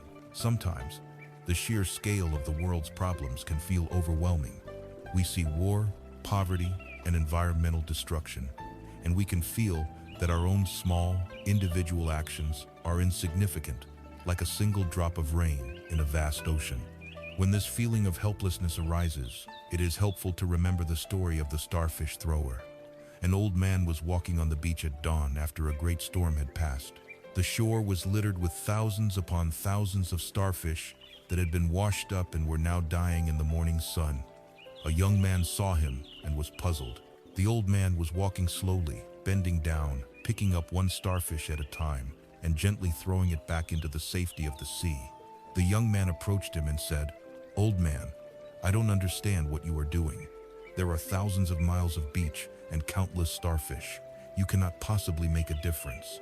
The old man listened politely, then bent down once more, picked up another starfish, and as he tossed it back into the waves, he looked at the young man and said, "It made a difference to that one." This is the spirit of right action. We may not be able to solve all the world's problems, but we can bring our full, compassionate attention to the one small part of the world we can touch in this moment. We can throw our one starfish back into the sea. We can offer our one word of kindness. We can perform our one act of generosity. Every single skillful action matters. It sends a ripple of positive karma into the world, and it deepens the groove of compassion in our own heart. Ultimately, right action is mindfulness in motion. It is the body catching up with the wisdom of the heart. When we have seen through the illusion of a separate self and have truly felt our interconnectedness with all beings, acting with compassion is no longer a chore or a duty. It is the only way to live that makes sense. We act with kindness not to earn points or to be seen as a good person. We act with kindness because we recognize the other as ourselves. We protect life because we are life. We act with honesty and generosity because we understand that to diminish another is to diminish ourselves. Our actions cease to be calculated, moves by a separate ego trying to get what it wants, and they become a dance, a harmonious expression of a mind that is at peace with the fundamental laws of reality. And as we bring this awareness to our moment-to-moment deeds, a natural question arises. If our small actions are so important, what about the great action that occupies most of our waking hours? How do we bring this same spirit of non-harming and service to the work we do to sustain our lives? This question leads us directly to the next fold of the path, the practice of right livelihood. Having brought mindful awareness to our speech and our actions, we now arrive at the domain that occupies the vast majority of our waking hours, our energy, and our life force, our work. For many of us, our professional life is seen as separate from our spiritual life. Work is what we have to do to earn money, to pay the bills, to survive. Our spiritual practice, our quest for peace, is what we do in our spare time, on the weekends, or on a meditation cushion in the early morning. Right livelihood, or sama ajiva, is the profound teaching that shatters this illusion of separation. It tells us that our work is not a parenthesis in our life. It is our life. It is the primary arena in which our values are tested, our character is forged, and our karma is created. To imagine we can live a life of peace and integrity while spending 40 or 50 hours a week engaged in work that contradicts our deepest principles is a fantasy. Right livelihood invites us to see our work not as a burden to be endured, but as one of the most powerful opportunities we have for meaningful spiritual practice. The very word for livelihood in the ancient Pali language, ajiva, means the way we nourish our life. This goes far beyond a paycheck. How does our work nourish us? Does it nourish our sense of integrity, our compassion, our wisdom? And equally important, how does our work nourish the world? Does it contribute to the well-being of others, to the health of our society and our planet? Or does it, consciously or unconsciously, cause harm? Every day that we work, we are participating in the vast, interconnected web of cause and effect. The energy we put out, the tasks we perform, the goods or services we help create, all of these send ripples out into the world. The practice of right livelihood is the conscious and intentional effort to ensure that these ripples are beneficial, or at the very least, that they are not harmful. It is the recognition that a truly peaceful life is an integrated life, one where the way we sustain our body is not in conflict with the way we wish to cultivate our heart and mind. The Buddha, with his characteristic clarity and pragmatism, offered specific guidelines for this practice. He pointed out 5 types of livelihood that are inherently unskillful and should be avoided by anyone seeking to walk the path of peace.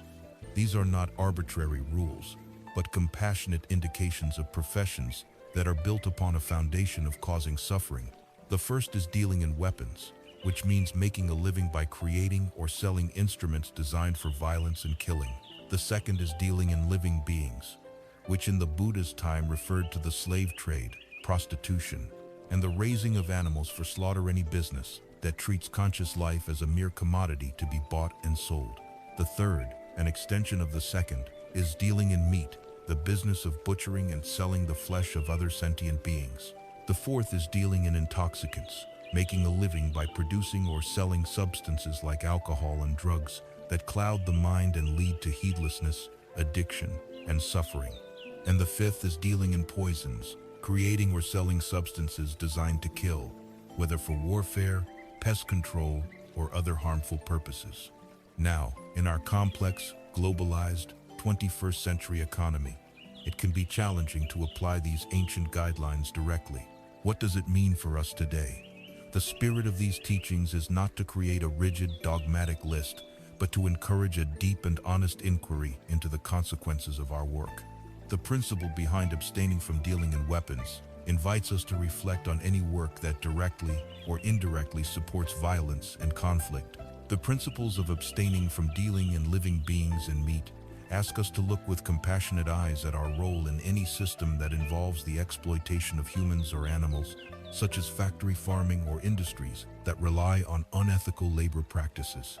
The principle against dealing in intoxicants encourages us to consider our role in promoting any form of addiction, whether it's gambling or even designing digital technologies that are intentionally engineered to create compulsive, mindless behavior. And the principle against dealing in poisons asks us to reflect on our participation in any industry that knowingly damages the environment or harms public health for the sake of profit. To engage in this reflection can be daunting. It is a rare job in our interconnected world that has zero negative impact. The point of this teaching is not to induce guilt or paralysis, or to suggest that everyone must quit their job and find work in a monastery or a non-profit organization. For many, that is simply not a practical option. The practice of right livelihood is, first and foremost, a practice of awareness and intention. It begins with honestly acknowledging the effects of our work, and from that awareness, it becomes a commitment to a direction. It is the commitment to do less harm, and where possible, to do more good. It may mean making small, ethical changes within your current role. It may mean looking for a different position within your company that is more aligned with your values. Or it may, over time, lead to a courageous decision to change your career path altogether. The journey of 1,000 miles begins with a single step, and the first step of right livelihood is to look at our work with open, honest, and compassionate eyes. But what if we are not in a position to change our job? What if our work feels mundane, meaningless, or even contributes in ways that make us uncomfortable? The teachings offer a profound solution here as well. The external nature of the work is one thing, but the internal attitude we bring to it is something we always have the power to change. We can transform any job into a profound spiritual practice. This is the wisdom of the old master carpenter. A visitor comes to his workshop and sees him working on a simple wooden chair. The workshop is quiet, orderly, and peaceful. The visitor watches the carpenter's movements. They are unhurried, deliberate, and full of a quiet grace. He runs his hand over the wood, feeling its texture, respecting its grain. His saw cuts with precision. His hammer strikes with a balanced rhythm. He is not just assembling pieces of wood. He is in a deep, silent dialogue with his materials. The visitor asks him, "What is the secret to your craft?" The carpenter pauses, smiles, and says, "When I am planing the wood, I am only planing the wood. When I am sanding the surface, I am only sanding the surface. The secret is that in each moment, I give my whole self to the task. This chair is not just a place to sit. It is a record of thousands of moments of my full attention." This is the heart of mindful work. We can bring the carpenter's mind to any task. Whether you are an accountant working on a spreadsheet, a janitor mopping a floor, a doctor performing surgery, or a parent changing a diaper, you can bring your full, undivided, non-judgmental attention to that activity. You can perform the task not just to get it over with, but for the sake of the task itself. This is the essence of washing the dishes, to wash the dishes. In this simple act of mindfulness, the most mundane job is transformed into a form of meditation. It becomes an opportunity to train the mind in concentration and to find peace in the present moment. Furthermore, we can reframe the purpose of our work by seeing it as an act of service. It is easy to lose sight of this in the daily grind, but if you look closely, almost every form of work is part of a chain of service to others. The software engineer creates a tool that helps people communicate and learn. The bus driver provides the transportation that allows people to get to their jobs and schools. The farmer grows the food that nourishes thousands of people they will never meet. By consciously connecting with the service aspect of your work, by seeing it as your offering to the great web of interbeing, you can infuse even the most difficult job with a profound sense of meaning and purpose. Your workplace can become your monastery. Your difficult boss or demanding client becomes a teacher of patience. The stressful deadline becomes a practice ground for equanimity. The boring, repetitive task becomes an opportunity to cultivate deep concentration. The entire fabric of your professional life is transformed from a source of stress into a rich field for awakening. In the end, right livelihood is about creating a life of integrity. It is about dissolving the artificial wall that separates who we are from what we do.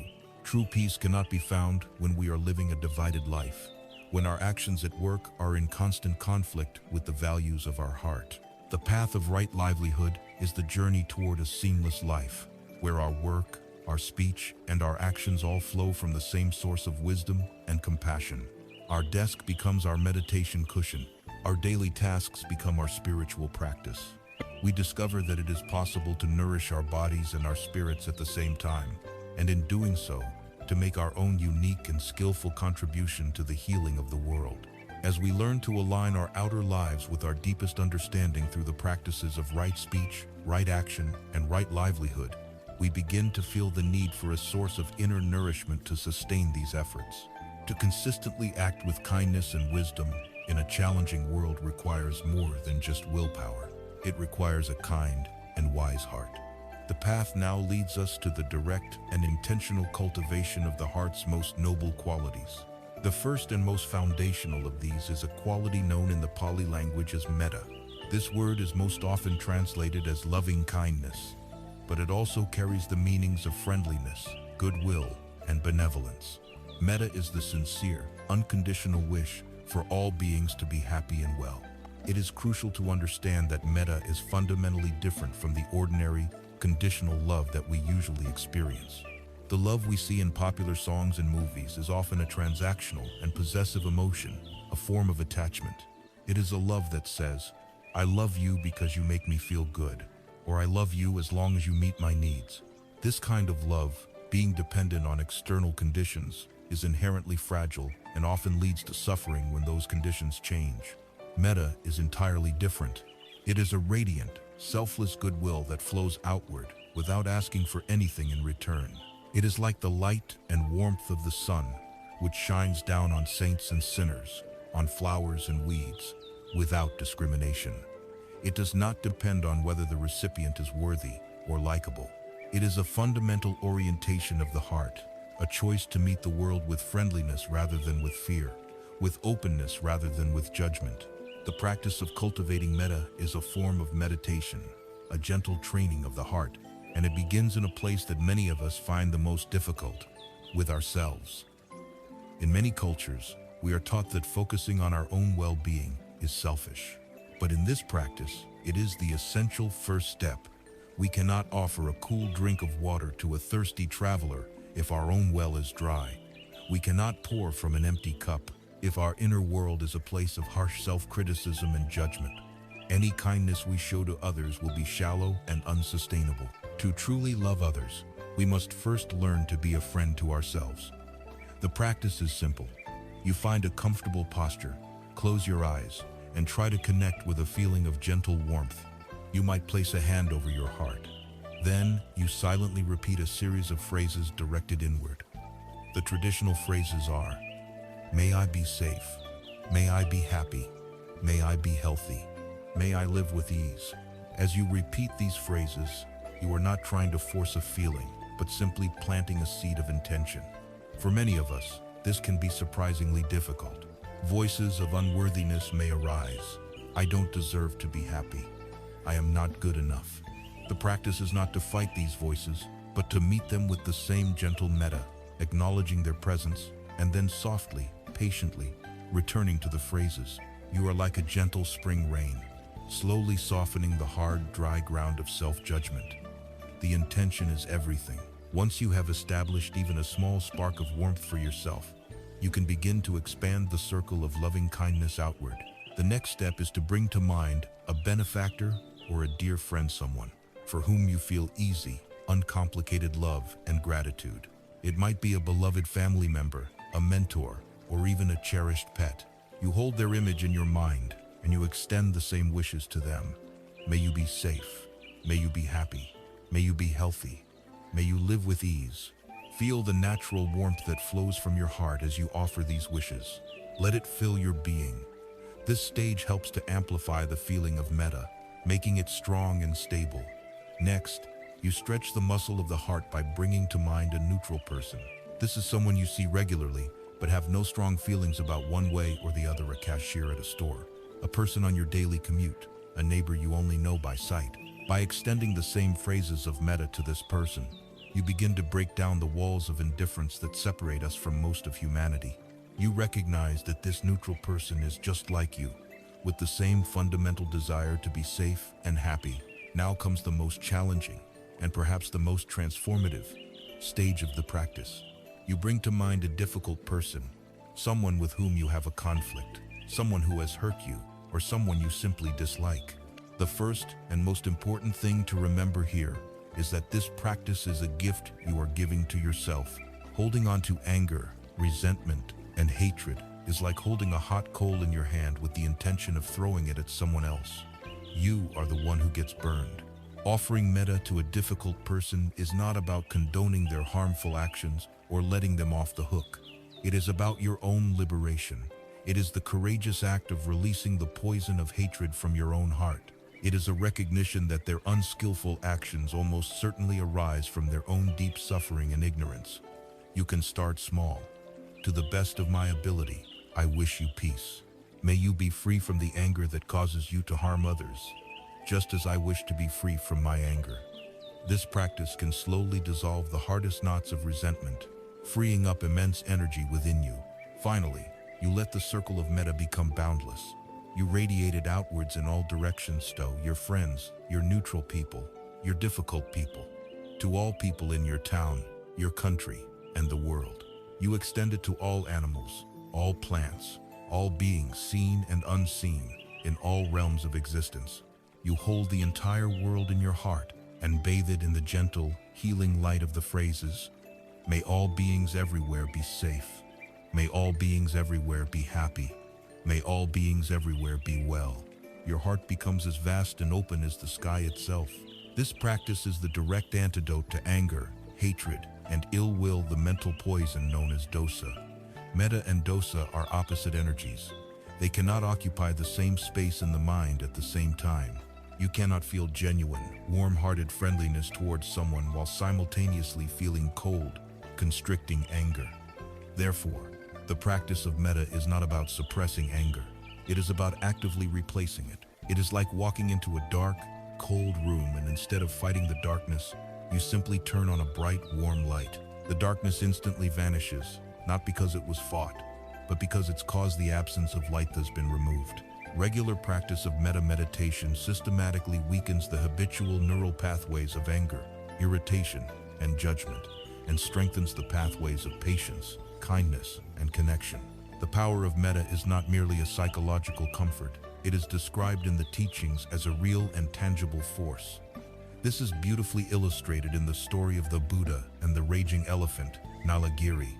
The Buddha's jealous cousin, Devadatta, conspired to assassinate him. He arranged for the kingdom's most ferocious elephant, Nalagiri, to be made drunk on intoxicants and then unleashed onto the narrow lane where the Buddha was walking. As the elephant charged, trumpeting with rage, the townspeople screamed and fled in terror. The Buddha's loyal attendant, Ananda, tried to shield him with his own body, but the Buddha gently moved him aside. He stood perfectly still, facing the charging beast. He did not run. He did not fight back. He did not use any supernatural power. He simply stood his ground and radiated a powerful, boundless, and unconditional field of pure metta towards the enraged animal. The elephant, upon entering this powerful field of loving kindness, was utterly transformed. Its drunken rage evaporated. Its charge slowed to a walk. It came to a halt before the Buddha, lowered its great head, and knelt down in a gesture of peaceful submission. It was tamed not by any force or weapon, but by the sheer, overwhelming power of a completely fearless and loving heart.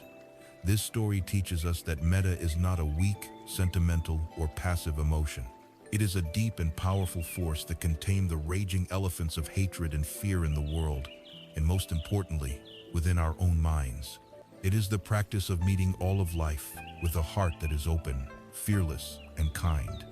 It is the wellspring from which all other skillful actions flow, making our journey on the path not a duty, but a joy. Having opened the heart to the radiant warmth of metta, the unconditional wish for all beings to find happiness, we encounter an immediate and profound question. What happens when our open heart turns toward a world where happiness is so often absent?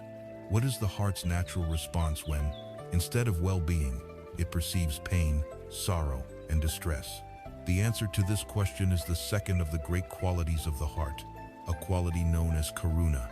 Karuna is most often translated as compassion. If metta is the sun's steady, life-giving warmth, karuna is the gentle, nourishing rain that falls upon a dry and suffering land. It is the trembling of the heart, the quivering of our innermost being in the face of suffering. But it is not just a feeling, it is an active response. It is that feeling of being touched by pain, coupled with the sincere and powerful wish for that pain to come to an end. It is metta directed specifically at a being who is in distress. It is vitally important to distinguish true karuna from its near enemies, the states of mind that look like compassion but are fundamentally different. The most common of these is pity.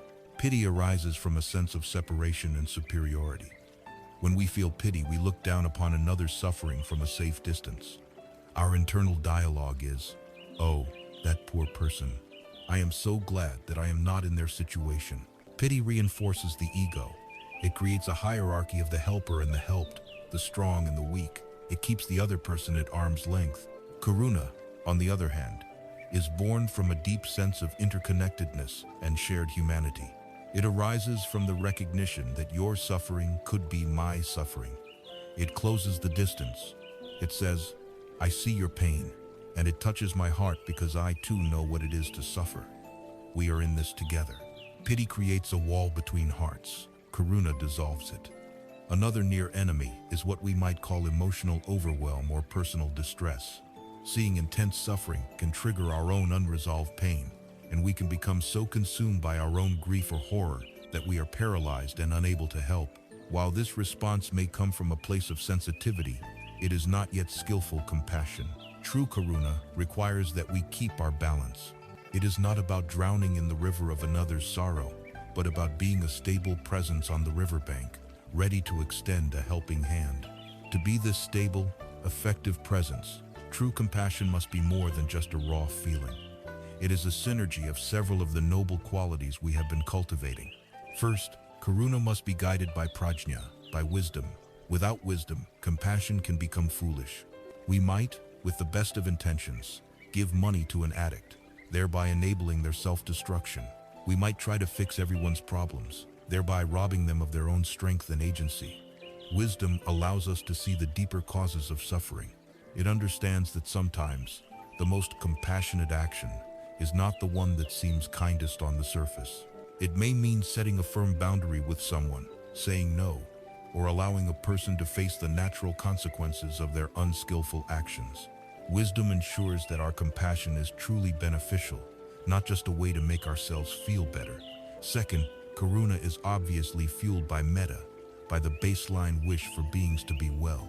But third, and most crucially for its sustainability, compassion must be balanced by upekkha, or equanimity. Equanimity is a spacious, unshakable calm that comes from a deep understanding of the law of karma. It is the wisdom that recognizes that all beings are the owners of their own actions, and that we cannot control every outcome. This is what prevents compassion, fatigue, and burnout. We can keep our hearts wide open to the world's suffering without being crushed by it, because our compassion is held in the vast, stable container of equanimity. We do everything we can to help, but we do not cling to the results of our actions. We offer our help freely, and then we let go. Like metta, karuna is a quality that can be intentionally cultivated through meditation. The practice follows a similar path. We begin by offering compassion to ourselves. Bring to mind a time in your life when you have suffered, perhaps a time of physical pain, of deep loss, or of emotional turmoil.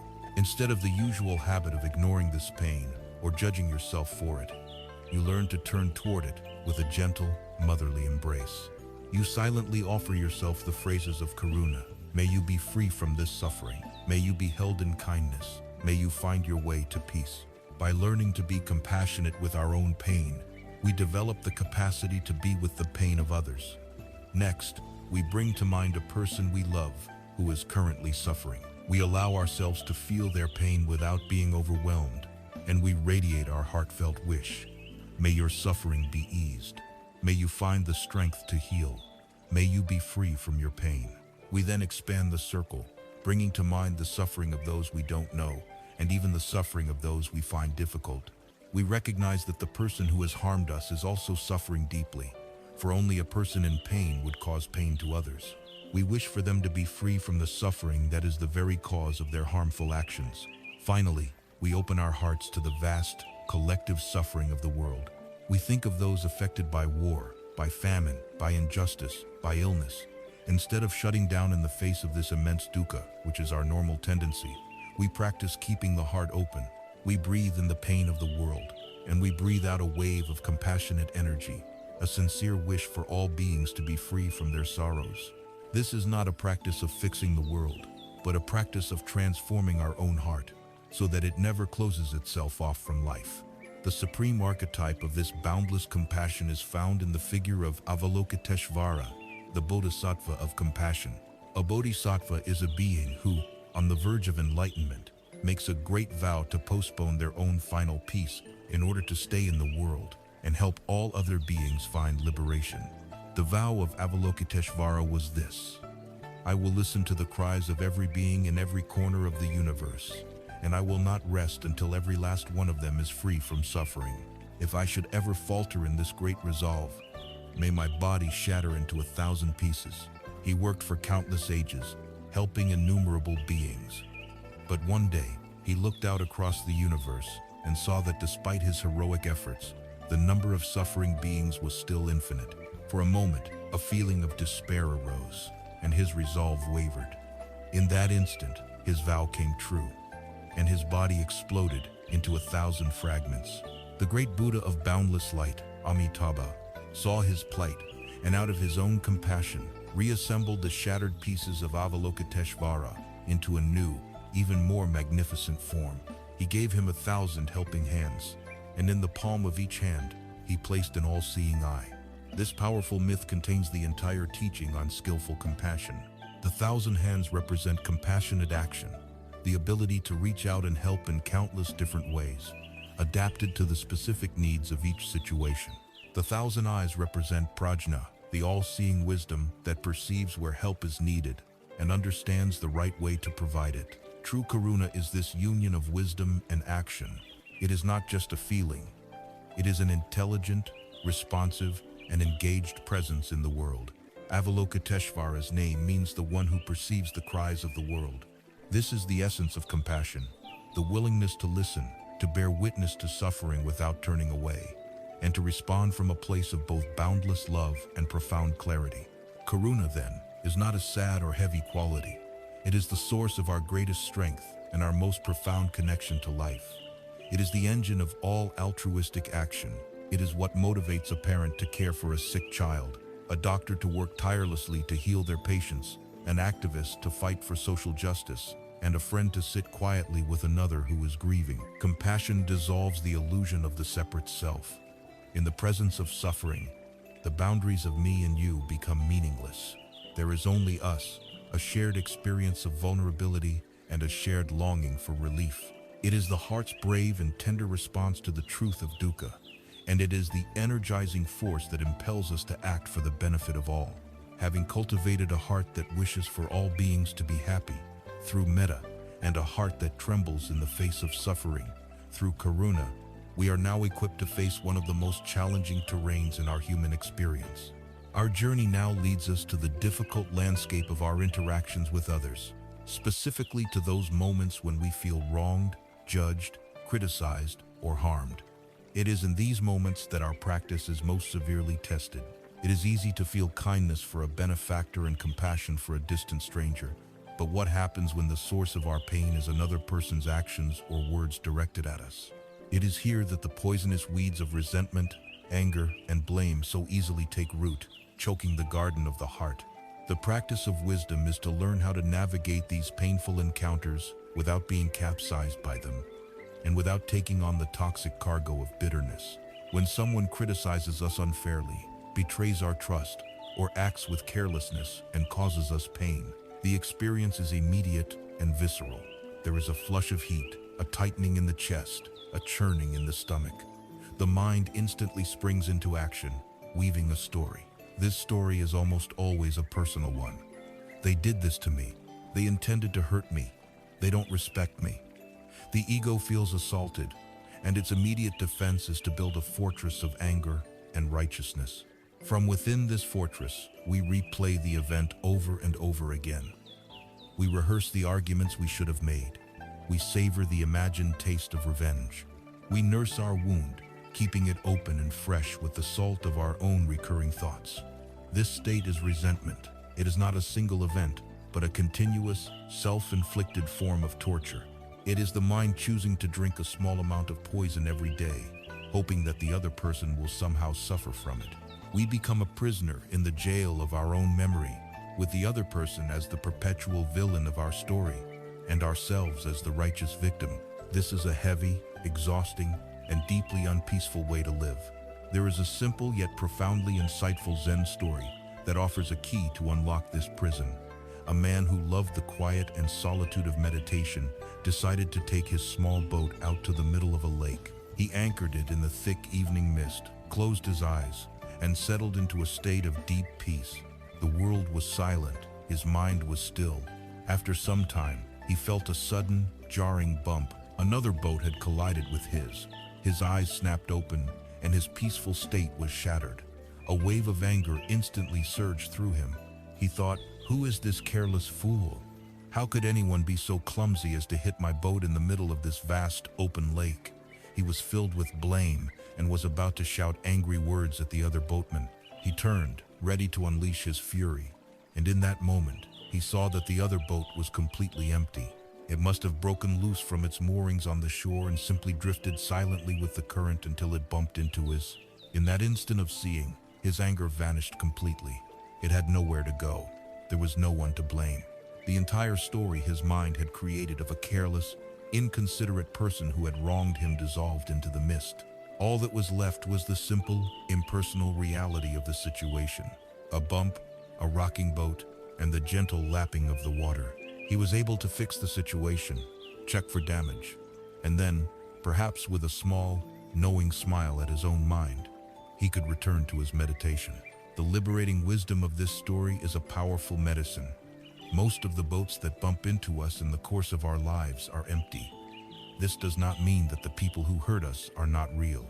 It means that the story we tell ourselves about their intentions is often a complete fabrication.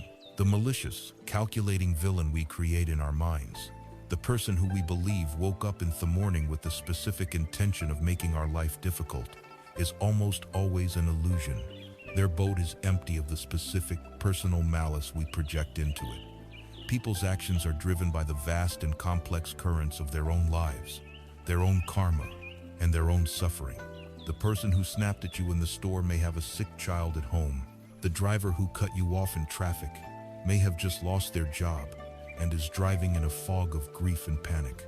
The friend who betrayed your confidence may be acting from a place of deep insecurity and fear that has nothing to do with you.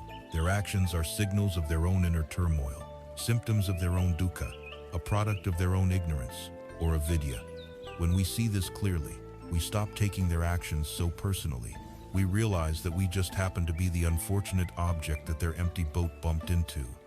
It was not, in the end, about us. This understanding does not necessarily excuse their behavior, but it completely changes our relationship to it. It allows our anger to soften, because the target for our blame has disappeared. We move from a place of personal injury to a place of impersonal, compassionate observation. This perspective reveals the deep folly of holding on to resentment. The Buddha used a powerful metaphor for this. He said that holding on to anger is like grasping a hot coal with the intent of throwing it at someone else. You are the one who gets burned. The person who harmed you may have long since moved on. They may be completely unaware of the pain they caused, or they may simply not care. Yet you continue to suffer day after day by reheating that coal of anger in the furnace of your own mind. Resentment is a poison we mix for another, but end up drinking ourselves. It corrodes our own peace, floods our body with stress hormones, and makes it impossible for our hearts to feel light and open. The antidote to this poison is forgiveness. Forgiveness is another word that is deeply misunderstood. For many, it feels like weakness. It feels like we are condoning the harmful act, letting the other person get away with it, or invalidating our own legitimate pain. But from a spiritual perspective, forgiveness has nothing to do with the other person. Forgiveness is a gift you give to yourself. It is the conscious and courageous decision to put down the hot coal. It is the choice to stop drinking the poison. The practice of forgiveness is the act of freeing yourself from the prison of the past. It does not mean you forget what happened. It means you are no longer willing to let what happened in the past destroy your peace in the present. You can remember the lesson without having to endlessly relive the pain. Furthermore, forgiveness does not necessarily require reconciliation. You can forgive someone completely in the sanctuary of your own heart, while also wisely choosing not to have that person in your life anymore.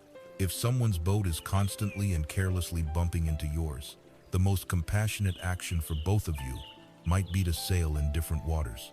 Forgiveness is an internal release, not an external obligation. The practice of forgiveness can be a gentle, quiet process. You can sit in meditation, bring the person and the situation to mind, and allow yourself to feel the pain of the memory one last time. You acknowledge the hurt, you validate your own feeling, and then you can silently offer phrases from the heart. I acknowledge the pain you have caused me. I have been carrying this burden of anger for too long. For the sake of my own peace, for the health of my own heart, I choose to let this go. I release you from the prison of my resentment. I wish you peace. You may have to do this many times. The knots of resentment can be old and tight, but each time you practice, the knot loosens a little more. You are not doing it for them. You are doing it because you no longer want to carry the weight of that hot coal in your own hand. When we can learn to see the boats that bump into us as empty of the personal malice we project and full of the driver's own unseen suffering, our hearts naturally soften. We stop being a rigid target and become more like the spacious water, which allows things to pass through it. We develop a resilience that is not hard and brittle, but soft, flexible, and buoyant. The small insults and irritations of daily life no longer have the power to ruin our day. The larger hurts, while still painful, do not become lifelong resentments.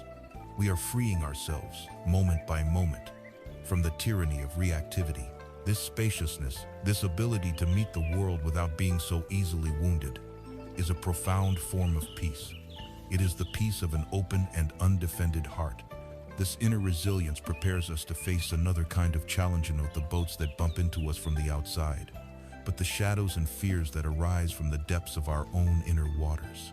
Having learned to meet the challenges that come to us from the outside world with a spacious and forgiving heart, our journey now turns inward to face perhaps the most primal and powerful of all human experiences. We turn to face the shadows that arise not from others, but from the deep well of our own mind. We turn to face the universal experience of fear. Fear is a fundamental part of our biological inheritance, a survival mechanism hardwired into our nervous system to protect us from physical danger. But in our modern world, for most of us, the saber-toothed tigers are gone. Yet our minds are still populated by ghosts and phantoms, by a host of psychological fears that stalk us in the light of day and keep us awake in the dark of night. We fear failure, we fear rejection, we fear judgment, we fear intimacy, and we fear being alone. We fear sickness, we fear aging, and we fear the great, final unknown of death. The spiritual path is not about becoming a superhuman being who is entirely without fear. That would be to lose a part of our humanity. The path is about fundamentally transforming our relationship with fear so that it is no longer the secret master of our lives. To transform our relationship with fear, we must first understand its roots. Most of our psychological fears spring from two deep sources we have already explored. The first is our clinging to the idea of a solid, separate, and permanent self, the ego. This constructed self is an incredibly fragile entity, and we spend immense energy trying to protect it. We fear public speaking because this self might be judged as inadequate. We fear taking on a new challenge because this self might fail, tarnishing its own story of competence. We fear being vulnerable in a relationship because this self might be rejected or abandoned. All of these anxieties are forms of ego protection. The more tightly we cling to this fictional self, the more we have to defend, and the more fear we experience. The second great root of fear is our resistance to the truth of anicca, or impermanence. We want solid ground in a universe that is fundamentally a flowing river. We want certainty and security in a life whose very nature is change, uncertainty, and loss. We are afraid of the river because we are trying to stand still in it. We fear losing our health, our youth, our loved ones, our possessions, and our own lives because we cling to them as if they were permanent fixtures, when in fact they are all temporary gifts on loan from the universe.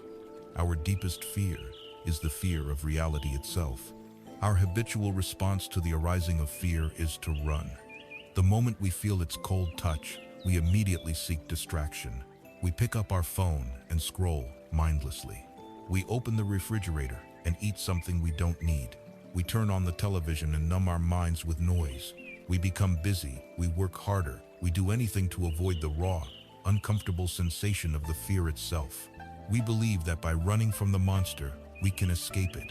But in doing so, we give it all its power. The monster feeds on our aversion.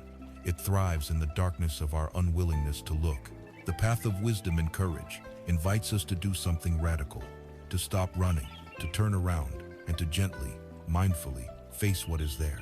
This begins not by analyzing the fear, but by feeling it in the most direct way possible, as a pure, physical sensation in the body. When fear visits, where does it live in your body? You can close your eyes and bring your awareness inward. Do you feel it as a tightness in your throat, a heavy weight, or a cold knot in your stomach? A rapid beating of the heart, a tingling in your hands or feet? The instruction is to simply observe these raw sensations, without judgment and without adding the mental story of fear. Just notice tightness, coldness, vibration. When we do this, something remarkable happens. We begin to see that fear is not a solid, monolithic entity. It is not a monster. It is a dynamic, changing constellation of physical sensations and mental images. It is energy in motion. Like every other guest in the house of our mind, it is impermanent. It arises. It may swell in intensity, but if we can meet it with a calm and steady awareness, without pouring the fuel of our resistance onto it, it will eventually exhaust its own energy and pass away. The light of mindfulness, the gentle, non-judgmental attention we bring to the raw experience of fear, is what robs it of its power. When we are willing to feel it, it can no longer control us from the shadows. We are no longer running from a phantom. We are sitting peacefully with a temporary and changing pattern of energy in our own body. We are befriending our own darkness, and in doing so, we discover it is not so dark after all. There is a story that illustrates this principle of courageous presence. A Zen master and his young attendant were walking along a mountain path. As they rounded a bend, they came face to face with a huge, magnificent tiger standing in the middle of their path. The young attendant, seeing the tiger, was instantly seized by terror. He let out a cry, turned, and fled for his life back down the path. The Zen master, however, simply stood still. He did not run. He was not paralyzed. He simply stood, fully present, and looked at the tiger. The tiger looked back at him. For a long, silent moment, there was only the master, the tiger, and the vast forest around them. The master's mind was not filled with stories of what the tiger might do. It was simply filled with the reality of the present moment. There is a tiger. Because he was not resisting the moment, because he was not fighting reality, his heart was calm. After what seemed like an eternity, the tiger, perhaps unsettled by the master's complete lack of fear or aggression, simply turned and melted back into the shadows of the forest. Later, the attendant, having summoned his courage, came back up the path and was astonished to find his master calmly continuing his walk. "Master," he cried, "weren't you terrified? "Did you not see the tiger?" The master replied gently. Yes, the tiger was there. A feeling of fear was also there, but I chose not to run with the fear. This story teaches us a vital distinction, the difference between danger and fear. The danger, the tiger, was real. The master did not deny this. But the psychological story of fear, the terror that hijacks the mind and body, is a reaction. The master's deep training in mindfulness allowed him to experience the reality of the danger without being swept away by the reaction of fear. He remained the host of his own house, even with a tiger at the door. Once we have cultivated some ability to stay present with the raw energy of fear through mindfulness, we can then employ the tool of wise inquiry. We can begin to gently question our fears. We can ask ourselves, what am I truly afraid of in this situation? And then, we can courageously ask the follow-up question, what is the absolute worst thing that could happen? Our anxious minds tend to create vague, shadowy catastrophes that are far more terrifying than any specific reality. By having the courage to articulate the worst-case scenario, we bring it out of the shadows and into the light. We can then ask ourselves, and if that happened, could I handle it? We begin to see that even if the worst were to happen, we would likely find the strength, the resources, and the resilience to survive. We have survived everything that life has thrown at us so far. This process of wise inquiry helps to dismantle the catastrophic thinking that is the very oxygen that our anxiety breathes. In the end, our relationship with fear is transformed. We no longer see it as an enemy to be vanquished, but as a wise, albeit intense, messenger. Fear often points directly to what we value most. We fear public speaking because we value communication and connection. We fear failure because we value making a meaningful contribution. We fear loss because we love so deeply. By learning to turn toward our fear with a heart of gentle curiosity and a mind steadied by awareness, we integrate its energy. We are no longer divided against ourselves. We reclaim the vast amounts of energy we once spent on running, hiding, and suppressing. We become more whole, more courageous, and more fully alive, ready to meet all of life's experiences, the shadows and the light, with a balanced and open heart. Having journeyed with a courageous heart into the realms of loving kindness, compassion, and even our own deepest fears, we arrive now at a place of profound balance and maturity. The path now invites us to cultivate the final two of the four great qualities of a liberated heart, the qualities that bring a radiant smile and a deep, unshakable peace to our existence. These are the sublime states of mudita, or sympathetic joy, and upekkha, or equanimity. They represent the final polishing of the heart, allowing it to reflect the world with perfect clarity and warmth. We begin with mudita. This is the practice of feeling joy in the happiness and success of others. In many ways, this can be one of the most challenging practices of all, for it strikes at the very root of the ego's most painful habit, comparison and envy. In our competitive culture, we are often conditioned to see life as a zero-sum game. If someone else succeeds, we feel, on some subtle level, that we have failed. If a friend receives a great fortune, our first thought might not be one of pure joy for them, but a painful, contracting thought of, why not me? This feeling is envy, the poison of the heart that makes it impossible for us to feel genuine happiness. Envy keeps us in a state of perpetual poverty, no matter how much we actually have. It is the belief that there is a limited supply of happiness in the universe, and that another person's portion somehow diminishes our own. Mudita is the radical and liberating antidote to this poison. It is the open-hearted ability to celebrate the good fortune of others as if it were our own. It is the recognition that joy is not a limited resource, but an infinite one. The light from another's candle does not diminish our own. It simply adds more light to the room for everyone. The cultivation of mudita is a conscious practice of redirecting the mind. It begins by bringing to mind someone we love and admire who is experiencing happiness or success. We visualize their joy, their smile, their good fortune, and we intentionally allow our own heart to share in that feeling. We silently offer them the wish, may your joy and good fortune continue and grow. I am so happy for you. We allow ourselves to feel the expansive, warm, and generous quality of this state. We then stretch this practice by extending it to a neutral persona, colleague who gets a promotion, an acquaintance who buys a beautiful home. We consciously work against the habit of indifference or comparison, and instead, we actively cultivate a feeling of appreciation for their good fortune.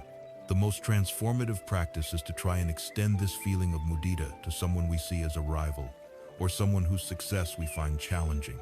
This is a direct assault on the fortress of the ego.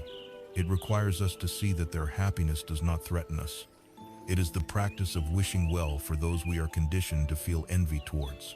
Each time we succeed in generating a genuine moment of mudita, we weaken the chains of our own ego and experience a profound sense of freedom and connection. We begin to understand, on a felt level, the truth of Indra's net, that the radiance of any single jewel brightens the entire web. As we become more adept at feeling compassion for those who suffer and sympathetic joy for those who are happy, we realize that to hold all of life's experiences in our heart without being constantly thrown off balance requires a deep and stable foundation. This foundation is the fourth and crowning glory of the divine abidings. It is the sublime quality of upekkha, or equanimity. If metta is the loving mother, and karuna is the mother soothing her suffering child, and mudita is the mother celebrating her child's success, then upekkha is the wise grandmother, whose love is so vast and deep that she can hold all of life's joys and sorrows in her heart with a steady, unshakable peace. It is crucial to understand that equanimity is not indifference, apathy, or cold detachment. That is its near enemy, a state of numbness and dissociation. True upekkha is a state of profound balance, clarity, and radiant calm. It is a heart that is wide open to the world, yet is not shaken by the changing winds of fortune. These are known in the teachings as the 8 worldly winds: pleasure and pain, gain and loss, praise and blame, fame and disrepute. The ordinary mind is constantly blown about by these winds, elated by praise, crushed by blame, anxious about gain, fearful of loss. The mind imbued with upekkha stands firm like a great mountain, and the winds of the world blow past it without causing it to tremble. The timeless Taoist story of the farmer and his horse perfectly illustrates the wisdom of upekkha. An old farmer lived in a small village, and his most prized possession was a beautiful horse. One day, the horse ran away. The farmer's neighbors all came to console him, saying, "Oh, what terrible luck! This is a disaster." The old farmer simply listened and replied calmly, "Good luck? Bad luck? Who knows?" A week later, the horse returned, and it was not alone. It had brought with it a herd of magnificent wild horses.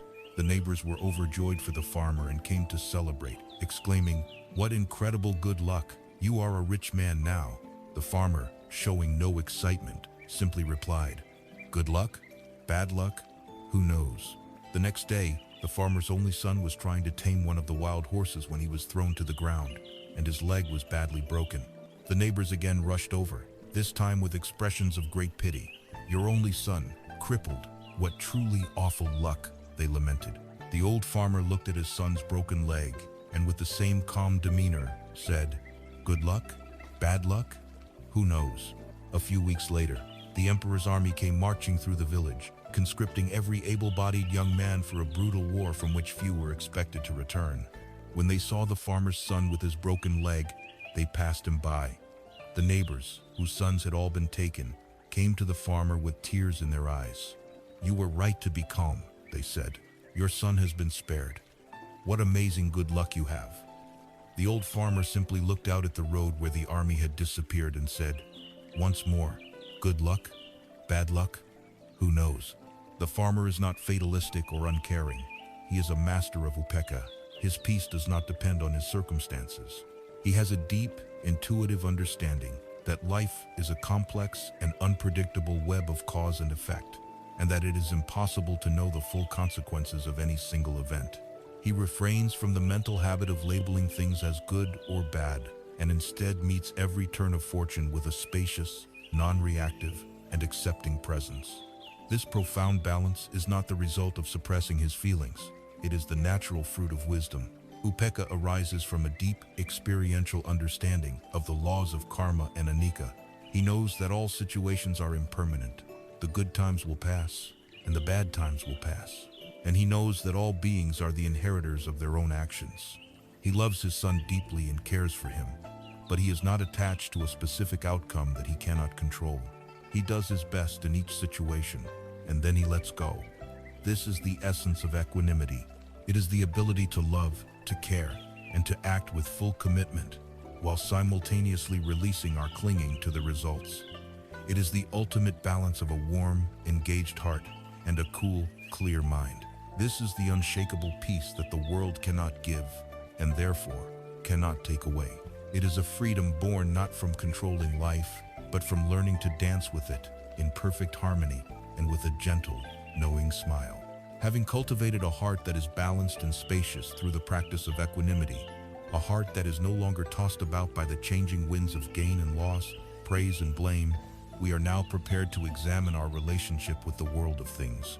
We are ready to look deeply at our society's most powerful and pervasive religion, the unspoken faith that governs so much of modern life, the religion of materialism. From the moment we are born into this world, we are immersed in its central teaching. It is whispered to us in advertisements, shouted from billboards, and reflected in the lives we see portrayed in media. The teaching is simple. Happiness is something you can purchase. A sense of lack can be cured by an act of acquisition. The emptiness you feel inside can be filled with things you acquire on the outside. Your life will finally be complete if only you get that newer car, that bigger house, that more fashionable set of clothes, that more powerful piece of technology. This relentless promise of fulfillment through consumption is the engine of our global economy, and for many of us, it is the unquestioned assumption upon which we build our lives. From the perspective of the teachings we have been exploring, this entire worldview is a vast and tragic manifestation of tanha, the insatiable thirst or craving that lies at the root of our dissatisfaction. Materialism is tanha institutionalized and elevated to the status of a cultural virtue. It is a collective agreement to believe that the solution to an inner problem can be found in an outer object. But this is a promise that can never be kept. The pursuit of happiness through material gain places us on what psychologists call the hedonic treadmill. The mechanism is simple and familiar to us all. We identify an object that we believe will make us happy. We dedicate our time and our life energy to acquiring it. We may work longer hours, take on more stress, and sacrifice time with loved ones. Finally, the day comes when we make the purchase. For a brief period, there is a spike of pleasure, a feeling of satisfaction and excitement. The new object feels special, but very quickly, a process of adaptation begins. The novelty wears off. The new car becomes just the car, the means by which we get to work. The new phone becomes a simple utility. The pleasure fades, and the baseline feeling of subtle dissatisfaction, of dukkha, returns. And what does the materialistic mindset tell us to do then? It tells us that we simply chose the wrong object. We need a better one, a faster car, a bigger house, a more advanced phone. And so, we get back on the treadmill and begin running once more, endlessly chasing a horizon of contentment that recedes with every step we take. The cost of living on this treadmill is far greater than just the money we spend. The first and most significant cost is to our own inner peace. A mind oriented toward materialism is, by its very nature, a mind in a state of agitation. It is a mind that is constantly comparing, constantly wanting, constantly feeling a sense of lack. We look at what our neighbors have, what our colleagues have, what the people on social media have, and we feel diminished. Our focus is perpetually fixed on what is missing from our lives, rather than on the abundance that is already present. This creates a chronic, low-grade anxiety, a fear of being left behind, and a stress that comes from the endless striving to keep up. We then pay with our most precious and non-renewable resource, our time. We trade finite hours of our one and only life for paper money, which we then trade for objects that do not bring us lasting joy. We work in high-stress jobs that we may not even find meaningful, sacrificing our physical health, our mental well-being, and our relationships, all in service of acquiring more things and maintaining a certain lifestyle. We have forgotten that the goal is not to arrive at death with the most toys, but to arrive at each moment of our life with the most peace, wisdom, and love. Our obsession with material wealth makes us tragically poor in the currency of time and presence. And on a collective level, This endless craving has a devastating cost to the health of our planet. A culture that worships endless growth on a finite planet is, by definition, unsustainable. Our collective materialism is fueling ecological crises that cause immense suffering to all beings, particularly the most vulnerable among us. There is a timeless story that powerfully contrasts this frantic pursuit of material wealth with the profound peace of inner abundance. A great and powerful king who possessed everything a person could possibly desire: vast palaces, chests overflowing with gold and jewels, armies at his command, and the finest foods from every corner of his kingdom, found that he was not happy. His days were filled with anxiety over protecting his wealth, and his nights were sleepless with fear of his enemies. He was bored by his pleasures and burdened by his possessions. He heard rumors of a wise ascetic, a simple monk who lived in a cave in the forest and was said to possess a treasure of unimaginable value. Intrigued and feeling the poverty of his own spirit, the king decided to visit this monk. After a long journey, he found the man sitting peacefully at the entrance to his small cave. The monk was thin, and his robe was old and patched. His only possession was a simple clay bowl for begging, yet he radiated a palpable sense of contentment and joy that the king had never seen before. The king, confused, asked him, "I have heard that you are a man of great wealth. Tell me, where have you hidden your treasure?" The monk smiled, his eyes full of compassion, and replied, "My king, you have mistaken the nature of true wealth. I do indeed possess treasures, but they are not the kind that can be locked in a chest." The monk then described his treasures. "My first great treasure," he said, "is the treasure of santuti, or contentment. It is the simple and profound knowledge of when I have enough. Because I want for nothing, I am free from the torment of craving that plagues your nights. You are constantly seeking more, and in that seeking, you reveal your own poverty. My contentment is my inexhaustible wealth. My second treasure," the monk continued, "is the treasure of apicata, or simplicity. Look at my life. I have only this robe and this bowl. I have no palace to defend from invaders, no jewels to guard from thieves. Therefore, I have no fear. My mind is light, unburdened, and free. You, my king, are a prisoner of your own possessions. The very things you own you. Your wealth is the source of your greatest anxieties. And my greatest treasure of all," the monk concluded, "is the treasure of the peace in my own mind. This is a wealth that no one can steal from me, no army can conquer, and no fire or flood can destroy. It is the only treasure that grows the more I share it." The king listened, and for the first time, he understood. He, the most powerful man in the land, was a beggar, constantly seeking happiness outside himself. And this simple monk, with absolutely nothing, was the wealthiest man he had ever met. He realized that true wealth is not what you accumulate, but what you are free from. How then do we begin to cultivate this inner abundance? How do we step off the hedonic treadmill? The practice begins with cultivating contentment, or santuti. This is the simple act of shifting our focus from what we lack to what we already possess. It is the practice of gratitude. We can take time each day to consciously reflect on the incredible wealth that is already ours. The simple miracle of a body that can breathe, see, and walk. The warmth of the sun, the gift of clean water, the love of a friend or a family member. Gratitude is the alchemy that turns what we have into enough. It rewrites the script of the mind from one of scarcity to one of abundance. From this place of gratitude, we can then practice simplicity, or apicata.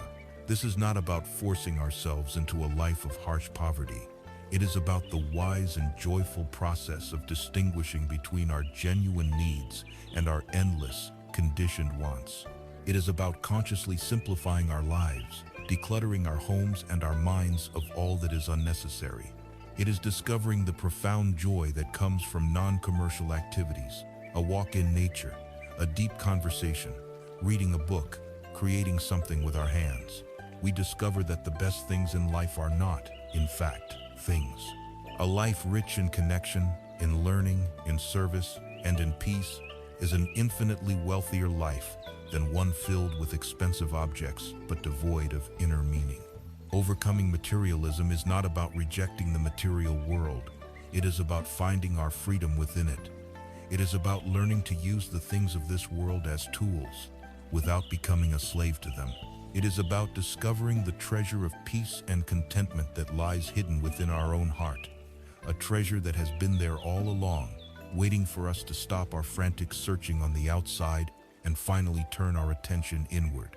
When we have found this inexhaustible inner wealth, we can live in the world with a new sense of grace and ease. We are no longer a hungry ghost, perpetually seeking to be filled. We are a full cup, able to share our true treasures or presence, our kindness, our peace with all whom we meet. This is the discovery of the riches that truly matter. We have traveled a long and winding path together on this inner journey. We began in the dark, restless night of the soul, feeling the pervasive dissatisfaction, the dukkha, that hums beneath the surface of our lives. We looked into its causes, discovering the roles of ignorance, craving, and clinging. We explored the great, impersonal laws of karma and interconnectedness, seeing how our actions shape our reality and how we are woven into the fabric of all existence. We have learned to work with our minds and hearts, cultivating the ethical conduct, the deep concentration, and the penetrating wisdom that bring balance and clarity. We have opened our hearts to love, compassion, and joy, and we have learned to stand with equanimity amidst the changing tides of life. And so, after this long pilgrimage, where have we arrived? The profound and beautiful truth is that the journey has brought us back to the exact place where we began, right here, right now, in this very moment. The destination was never a distant shore, but a radical transformation in how we inhabit the ground already beneath our feet. For most of our lives, we treat our existence as a problem to be solved. We believe that if we can just figure out the right formula, acquire the right knowledge, achieve the right status, or fix our perceived inner flaws, then we will finally arrive at a state of peace where we can begin to live. We are like a person who spends their entire life meticulously planning an elaborate journey, constantly revising the maps and packing the bags, but never actually taking the first step out the door. The spiritual path reveals that this entire premise is based on a misunderstanding. Your life is not a problem to be solved. It is a reality to be experienced. It is not a puzzle to be figured out, but a mystery to be lived.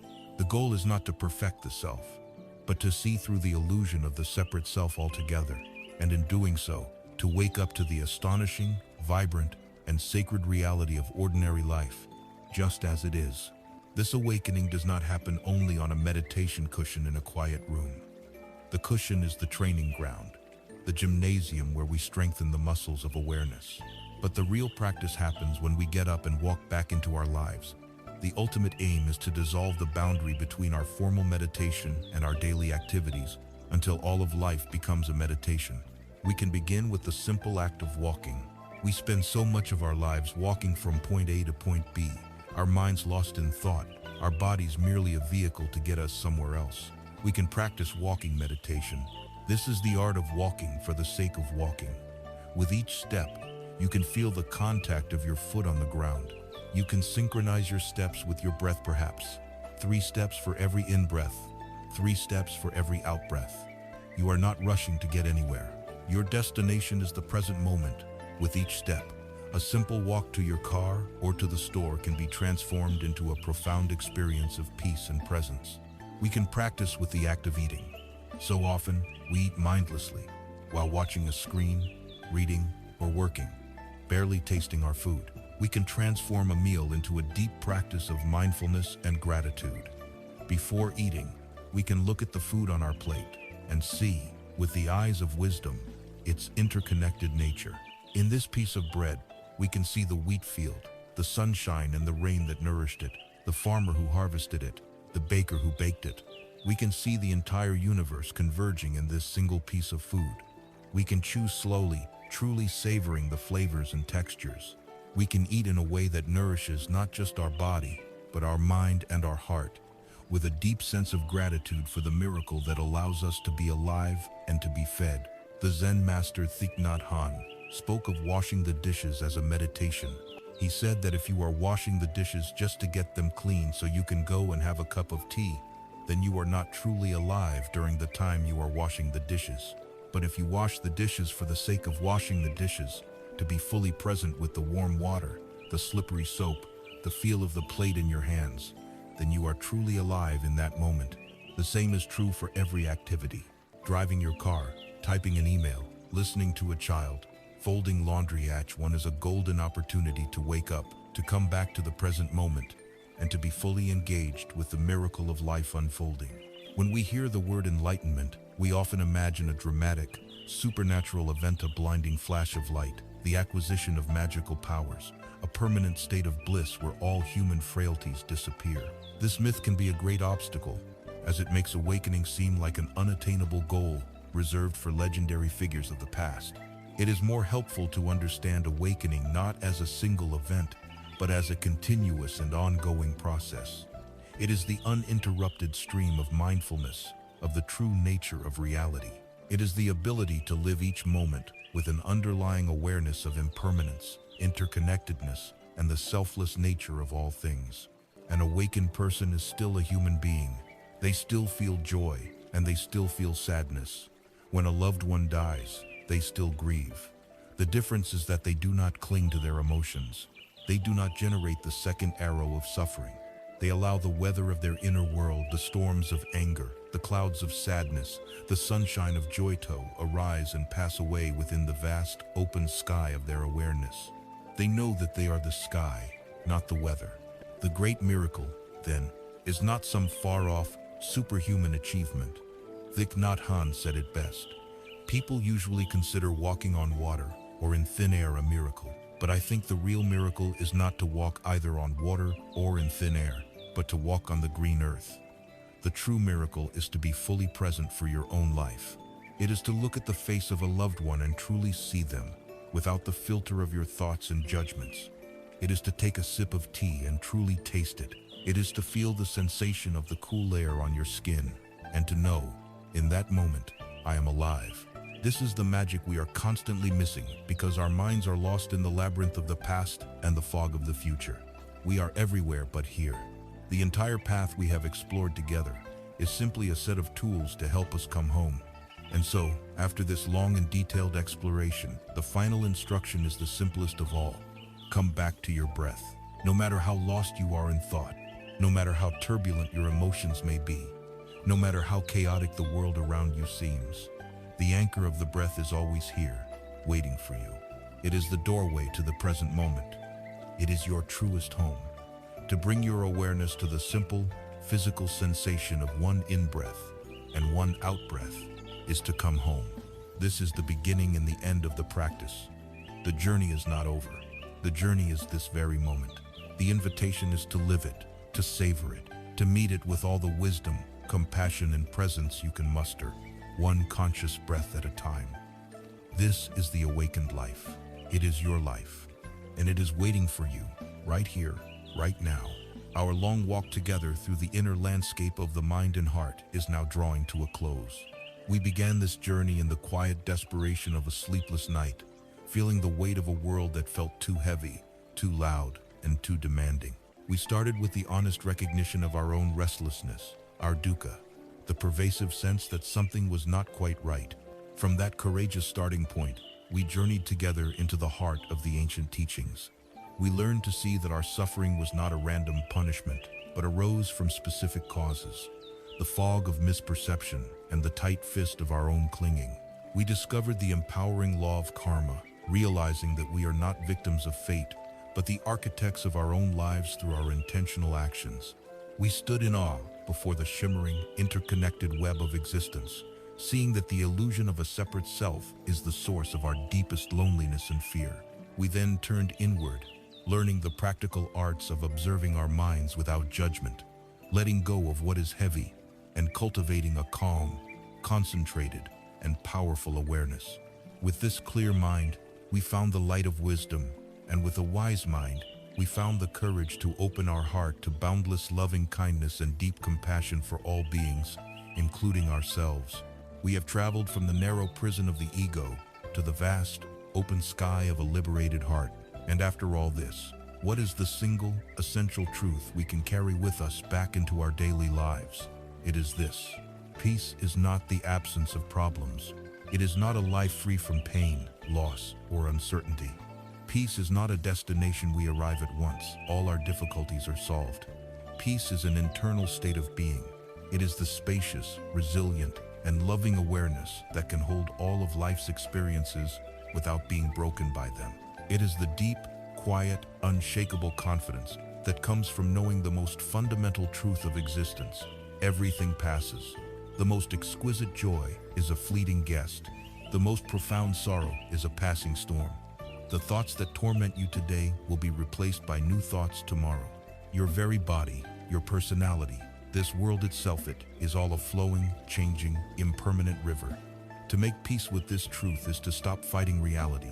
It is to learn to dance with the currents of life, rather than trying to stand still in defiance of the flow.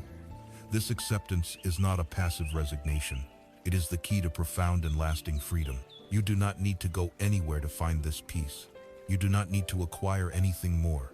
You already possess the most powerful tools for awakening that have ever existed: your own awareness and your own breath. The journey does not begin with some grand, heroic effort. It begins right here, in the simplicity of this moment. It begins with the conscious feeling of a single in-breath and a single out-breath. It begins with the choice to pause for just 1 second before speaking a harsh word. It begins with feeling your feet on the floor and knowing that you are walking upon this beautiful, miraculous earth. This is where the path unfolds, not in a book, not in a distant future, but here, in the warmth of your own heart, in the quiet presence of your own mind. The rest is just a commentary. Your life is the text, and you are ready to begin reading it with new eyes.